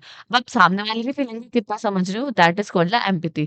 Notice when someone is happy, sad, frustrated and responding appropriately. अगर आपको कोई फ्रेंड है, आपको कुछ लग रहा है कि भई वो तो थोड़ा दुखी है, बजाय आप ऐसे जाने के लिए आपको पूछना चाहिए कि भाई क्या दिक्कत हो गई? और वो आपको कोई प्रॉब्लम नहीं बता रहा है, तो उसको मज़ाक बनाने से अच्छा है कि आप उसकी फीलिंग्स को समझो। That is the concept of empathy. तो ये सब चीज़ें कुछ कॉन्सेप्ट्स हैं हमारे जो बताते हैं कि भई पर्सन इमोशनली इंटेलिजेंट है या नहीं है। और इन कॉन्सेप्ट को अगर आप यूज़ करोगे तो भैया रियली में अपने रियल लाइफ में इमोशनल इंटेलिजेंस हो जाओगे, जो कि बहुत ज़्यादा इम्पोर्टेंट है आज की लाइफ में। नेक्स्ट है हमारी सोशल स्किल्स। सोशल स्किल्स का मतलब क्या है कि भी सोशली आपके कितने लाइक कितने रिलेशंस आपने बनाए अपनी सोसाइटी के अंदर, सोशली आप कितने कनेक्टेड हो लोगों से, कितने रिलेशनशिप है आपके, ठीक है? Building good relationship and resolve conflicts. और आप सोशल स्किल्स में ये भी आता है कि भाई यहाँ पे किसी से झगड़ा हो गया है, बजाय उस झगड़े को बढ़ाने के लिए कोई दिक्कत नहीं, आप सॉरी बोल दो, क्या दिक्कत हो गई? आप अपने बस उस झगड़े को खत्म करना, कॉन्सेप्ट वो किसका है? सोशल स्किल्स का, ठीक है? कम्युनिकेटिंग वेल विथ अदर्स कि हमेशा दूसरों से बहुत अच्छी तरीके से बातचीत करना। आई होप आपको क्लियर होगा। क्या है why is emotional intelligence important? अब भैया हमारे लिए क्यों इम्पोर्टेंट है? हम क्यों हुए इमोशनल इंटेलिजेंट? हम तो ऐसे ही ठीक है। तो वो मैं आपको बता देती हूँ किस लिए। Helps in better team work. अगर आप टीम वर्क आपको करना है तो उसके लिए आपको इमोशनल इंटेलिजेंट होना पड़ेगा। नेक्स्ट है reduce stress and conflicts. Stress को रिड्यूस करने के लिए, कॉन्फ्लिक्ट को रिड्यूस करने के लिए। नेक्स्ट है improve communication and leadership quality. Leadership and communication को इंप्रूव करने के लिए भी आपको किसकी जरूरत पड़ेगी? इमोशनल इंटेलिजेंस की जरूरत पड़ेगी। आपको होना पड़ेगा इमोशनल इंटेलिजेंस। आई होप आपको क्लियर होगी भाई ये चीजें किस तरीके से वर्क करती हैं, ये होता क्या है। ठीक है, अब ये मैंने आपको इतना समझा दिया। आप इसमें आपको जो भी समझ आए आप अपने आप अपने वर्ड्स में इनको एक्सप्लेन और ज़्यादा करो ताकि आपको अच्छे से अच्छे मार्क्स मिले। बढ़ते अपने लास्ट यूनिट की तरफ जो कि हमारी यूनिट नंबर 5। यूनिट नंबर 5 में ये 3 टॉपिक ऐसे हैं जो काफ़ी इंपॉर्टेंट है। पहला है हमारा ईमेल, वेबिनार, पॉडकास्ट। आपको इसको पता होना चाहिए कि बस ईमेल क्या होता है, वेबिनार क्या होता है, पॉडकास्ट क्या होता है। यहाँ से आपका जो क्वेश्चन आएगा वो आपको 2 नंबर में मिलेगा यानी सेक्शन ए में मिलेगा। नेक्स्ट टॉपिक आपका बैचलर ऑफ लाइफ थ्योरी। ये काफ़ी इंपॉर्टेंट टॉपिक है। नेक्स्ट है हमारा विवेकानंद फाइव थ्योरी। ये भी यानी मैस्लो और विवेकानंद फाइव थ्योरी, इन दोनों में से आपको ज़रूर एक क्वेश्चन 7 नंबर में ज़रूर मिलेगा। तो इन ये 3 टॉपिक ऐसे हैं जो हम यूनिट 5 के अंदर से कवर करने वाले हैं। तो पहला टॉपिक हमारा कौन-सा है? पहला है हमारा ईमेल। बेसिकली ईमेल क्या होता है? ईमेल की फुल फॉर्म आप बचपन से पढ़ते आए होंगे कि इलेक्ट्रॉनिक मेल। ये होता क्या है? ईमेल कुछ नहीं होता है, ईमेल एक डिजिटल लेटर होता है जो हम ओवर द इंटरनेट सेंड करते हैं। वही तो होता है ईमेल। ईमेल ठीक है, ईमेल एक कम्युनिकेशन का वे है। ईमेल की हेल्प से हम बहुत सारे यूज़र को एक साथ मेल कर सकते हैं, कुछ मैसेज पहुँचा सकते हैं। फॉर एग्ज़ाम्पल आप समझो कि एक कंपनी का जो है एक कंपनी है जिसने क्या किया है कि भई एक अपना प्रोडक्ट न्यू लॉन्च किया है। तो वो क्या करेगा, वो अपने जो भी कस्टमर्स हैं, जितने भी कस्टमर्स की मेल उनके पास है, वो क्या करेंगे अपने कस्टमर्स को मेल कर देंगे कि भई हमारे ये न्यू प्रोजेक्ट लॉन्च हुआ है। या कोई भी डिस्काउंट आता है तो आपकी मेल पे मैसेज आ जाता है ना कि आप यहाँ देखो इतना 50% ऑफ चल रहा है। तो ये सब चीज़ें क्या है? ये सब आप नॉर्मली नहीं कर सकते किसी भी एप्लीकेशन के थ्रू, व्हाट्सएप के थ्रू, ये सब फीचर आपको नहीं मिलते। बट ईमेल की हेल्प से आप बहुत अच्छी तरीके से अपने मैसेज को कन्वे कर सकते हो मल्टीपल यूज़र को एक साथ। ठीक है? आई होप आपको क्लियर होगा। It helps people communicate quickly and share information, files और अपडेट्स। आपको पता है कि ईमेल की हेल्प से हम कम्युनिकेट बहुत क्विकली कर पाते हैं, अपनी इन्फॉर्मेशन को शेयर कर पाते हैं, फाइल्स को शेयर कर पाते हैं, अपडेट दे पाते हैं अपने कस्टमर्स या यूज़र्स को कि भई हमारे इतने परसेंट डिस्काउंट चल रहा है, ये हमारा न्यू प्रोजेक्ट लॉन्च हुआ है। अब ईमेल जो है प्रोफेशनली यूज़ करते हैं बेसिकली, नॉर्मली आप बात करने के लिए तो यूज़ नहीं करते मेल पे। कभी आपने बात की है क्या किसी से कि मेल पे आप हेलो भेज रहे हो, वहाँ से हाय आ रहा है, फिर पूछो कैसे हो, ये सब चीज़ें आप नहीं करते। इनके लिए तो हमारे पास है मैसेंजर। अम, काफ़ी सारी एप्लीकेशंस है, व्हाट्सएप है, टेलीग्राम है, इंस्टाग्राम है, ट्विटर है, काफ़ी चीज़ें हैं। तो ईमेल जो आज के टाइम पे आप मेल यूज़ करते हो, वो प्रोफेशनली यूज़ होता है। आई होप आपको क्लियर होगी ईमेल हमारी क्या होता है। नेक्स्ट है वेबिनार। वेबिनार 2 वर्ड से मिलके बना है, वेब प्लस सेमिनार। वेबिनार क्या है? Webinar is an online seminar और presentation where people can learn and ask question in real time. Webinar क्या है? एक ऑनलाइन सेमिनार या प्रेजेंटेशन आप समझ सकते हैं जिसमें पीपल क्या करते हैं, जिसमें यूज़र्स वो लर्न करते हैं और इतनी जो भी प्रॉब्लम्स होती हैं, वो क्वेश्चंस वगैरह होते हैं, उसको पूछते हैं। फॉर एग्जाम्पल एक टेक कंपनी है, उन्होंने वेबिनार रखा है कि जो भी हमारे यूजर्स हैं वो आ सकते हैं हमारे वेबिनार के अंदर और अब जो भी अब हमारा न्यू सॉफ्टवेयर है उसके बारे में जान सकते हैं कि उसको आपको किस तरीके से यूज करना है और जो भी कस्टमर से क्वेश्चन है हम उसका आंसर देंगे। तो वो क्या करेंगे, इन सब चीज के लिए वेबिनार रख देंगे कि भाई हम आपको यूजर है, हमारा न्यू सॉफ्टवेयर के बारे में जानो कि न्यू सॉफ्टवेयर किस तरीके से यूज करना है और जब आपके क्वेश्चन है वो आप पूछ सकते हो, तो उसी को हम बोलते हैं वेबिनार। ठीक है। It is often used for training, discussion, product demonstrations। इन सब चीज़ों के लिए हम वेबिनार का यूज़ करते हैं। आई होप आपको क्लियर होगा, एक तरीके से समझ सकते हैं ऑनलाइन सेमिनार। ठीक है, जैसे आपके कॉलेज में ऑफलाइन सेमिनार होता है ना, उसी तरीके से ऑनलाइन सेमिनार अगर हो रहा है तो उसको हम बोलते हैं वेबिनार। नेक्स्ट क्या है? पॉडकास्ट। पॉडकास्ट क्या है? पॉडकास्ट तो आप यूट्यूब पे बहुत देखते होंगे, पॉडकास्ट चल रहे हैं पॉडकास्ट। तो पॉडकास्ट क्या है? एक ऑडियो प्रोग्राम होता है जहाँ पीपल जो है, जो यूजर जो है वो सुनते हैं, लोगों को सुनते हैं। फॉर एग्ज़ाम्पल कोई हेल्थ एक्सपर्ट है, वो आपको बता रहा है कि भई फ़िटनेस के बारे में टिप्स बता रहा है कि अगर सुबह ब्रेकफ़ास्ट में ये चीज़ें खाओगे और लंच में ये चीज़ें खाओगे, तो डिनर में ये चीज़ें खाओगे, तो भई आपकी हेल्थ जो है बहुत अच्छी रहेगी। तो बट उनको आप सुन रहे हो, तो दैट इज़ कॉल्ड पॉडकास्ट, यानी ऑडियो शो अगर आप किसी भी तरीके का देख रहे हो, तो वो हमारा क्या कहलाता है? पॉडकास्ट कहलाता है। For example it can be about news के बारे में हो गया, किसी की स्टोरी सुन रहे हो, एजुकेशन, एंटरटेनमेंट, एक्स-वाई-ज़ेड कोई भी चीज़ हो गई। अगर आप ऑडियो शो में देख रहे हो, तो उसको हम क्या बोलेंगे? पॉडकास्ट है। ठीक है? आई होप आपको क्लियर होगा कि पॉडकास्ट क्या होता है। नेक्स्ट है हमारा मैस्लो 5 लेवल्स ऑफ नीड। अब भाई मैस्लो की 5 लेवल्स ऑफ नीड्स हैं क्या बेसिकली? ठीक है? अब वो अब हम देखेंगे, इनका पूरा हायरार्की है। ठीक है? इसमें क्या लिखा हुआ है? Maslow hierarchy of needs is a theory that explain what people needs in life from basic survival to personal growth. Maslow हमारे किसके बारे में बताते हैं? पर्सन के बारे में या पीपल के बारे में बताते हैं कि बेसिक नीड से पर्सनल ग्रोथ तक का जो सफर है वो किस तरीके से है। It's and pyramid with 5 levels. ये एक तरीके का आप समझ सकते हो पिरामिड टाइप है जिसमें हमारे 5 लेवल्स हैं। ठीक है? पहला है फिजियोलॉजिकल नीड। फिजियोलॉजिकल नीड्स यानी बेसिक नीड। बेसिक नीड आपकी क्या है जीने के लिए? Air, food, water, shelter. खाना, पीना, हवा और सोना। और घर भी एयर, फूड, वाटर, शेल्टर। ठीक है? स्लीप नहीं, शेल्टर। ठीक है, एयर, फूड, वाटर, शेल्टर, ये आपकी बेसिक्स नीड्स हैं। अगर ये आपकी बेसिक्स नीड्स नहीं होगी तो आप सर्वाइव नहीं कर पाओगे। आप देखते हो कि बहुत कितने हमारे देश में कितने लोग भूख की वजह से मर जाते हैं, तो क्या उनके पास बेसिक नीड्स ही नहीं है। If you are hungry, your first priority is to eat before thinking about anything else. अगर आपके पास खाने को ही नहीं है तो आप क्या कुछ और सोच पाओगे? आप किसी नीड्स के बारे में नहीं सोच पाओगे। आपकी बस पहली प्रायोरिटी क्या होगी कि बस किसी तरीके से मुझे खाना मिल जाए। तो ये सब चीजें किसके अंदर आते हैं? फिजियोलॉजिकल नीड्स यानी बेसिक नीड्स के बारे में। नेक्स्ट आता है आपका सेफ्टी नीड। सेफ्टी नीड यानी फीलिंग सेफ्टी। आप किसी सोसाइटी के अंदर रह रहे हो, कहीं पे भी आपकी जॉब है, आप वहाँ आपको होम मिला हुआ है, तो आप कितना सेफ फील कर रहे हो, that is called safety need. कि भाई जहाँ हम रह रहे हैं ना, हमें प्रॉपर सेफ्टी चाहिए। ऐसा नहीं कि भाई मैं जहाँ रह रही हूँ मुझे अपने घर के अंदर ही डर लग रहा है, मुझे ऐसा लग रहा है कि भाई आसपास से कोई आ जाएगा या लाइक चोरी कर लेगा, ये सब चीज़ें नहीं होनी चाहिए। तो सेफ्टी नीड्स लोगों की काफ़ी ज़्यादा प्रायोरिटी होती है। पहली क्या होगी? बेसिक नीड, दूसरी फीलिंग सेफ्टी यानी सेफ्टी नीड। एग्ज़ाम्पल के थ्रू आप समझ सकते हैं, you save money and buy health insurance to protect yourself from future risk. आप क्या करते हो? हेल्थ इंश्योरेंस कंपनीज़ क्यों बनी है? इसी चीज़ के लिए तो बनी है कि भई जो फ्यूचर रिस्क है उससे आपको बचा पाएँ। आप वो क्या कराते हैं कि एलआईसी, आपने सुना है एलआईसी जीवन के साथ भी जीवन के बाद भी, तो उनकी जो टैगलाइन है वही बता रही है कि भई वो आपको कितनी सेफ्टी प्रोवाइड करा रहे हैं, जीवन के साथ भी और जीवन के बाद भी। समझ में? आप तो सेफ्टी नीड्स हमारे लिए बहुत ज़्यादा इम्पोर्टेंट होती है। थर्ड होते हैं love and belonging needs. Love and belonging needs यानी relationship, love, friendship, social connections आपके पास होने चाहिए, फ्रेंड्स होने चाहिए, फैमिली मेंबर्स के साथ अगर आप टाइम स्पेंड करोगे आपकी बॉन्डिंग बहुत ज़्यादा अच्छी होगी। क्योंकि हमेशा इंसान अकेला नहीं रह सकता, इंसान को हमेशा कभी-कभी ऐसी-ऐसी प्रॉब्लम्स आती हैं, तो भई उसको अपने साथ कोई ऐसा चाहिए, लाइक कंधा हो जो उसका, बोलते हैं ना कि भई ये तो इसका बैकबोन है। इस तरीके से या वो फ्रेंडशिप हो सकती है, कोई आपका रिलेशनशिप में लव जो भी होता है, सोशल कनेक्शंस हो सकते हैं, वो किसी के साथ भी हो सकते हैं। फैमिली मेंबर्स के साथ भी होते हैं या फ्रेंडशिप के साथ भी होते हैं। ठीक है? लव एंड बिलॉन्गिंगनेस भी हमारी क्या है? एक बेसिक नीड्स के अंदर आती है, समझ रहे हो आप? नेक्स्ट है हमारी एस्टीम नीड्स। एस्टीम नीड्स यानी respect and confidence.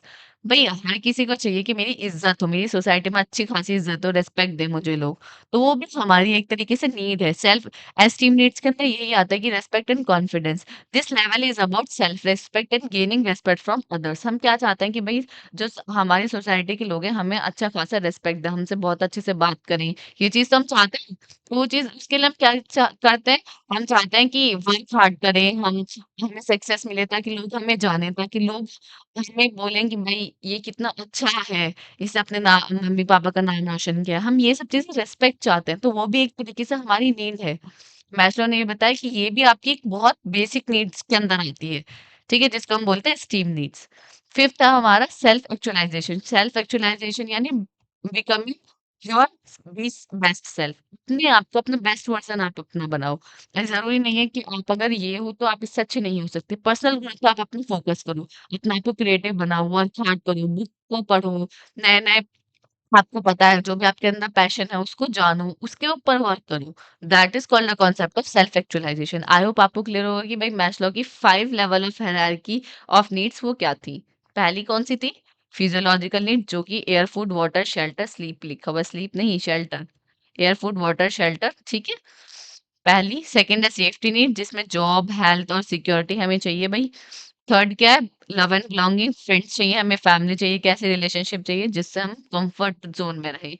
Esteem needs यानी रिस्पेक्ट चाहिए, अचीवमेंट चाहिए, कॉन्फिडेंस चाहिए। सेल्फ एक्चुअलाइजेशन यानी पर्सनल ग्रोथ पे हमें वर्क करना, फुल अपने ड्रीम्स को फुलफिल करना और जहाँ हमारे ड्रीम्स जहाँ हम चाहते हैं उस पोजीशन तक हमें पहुंचना है।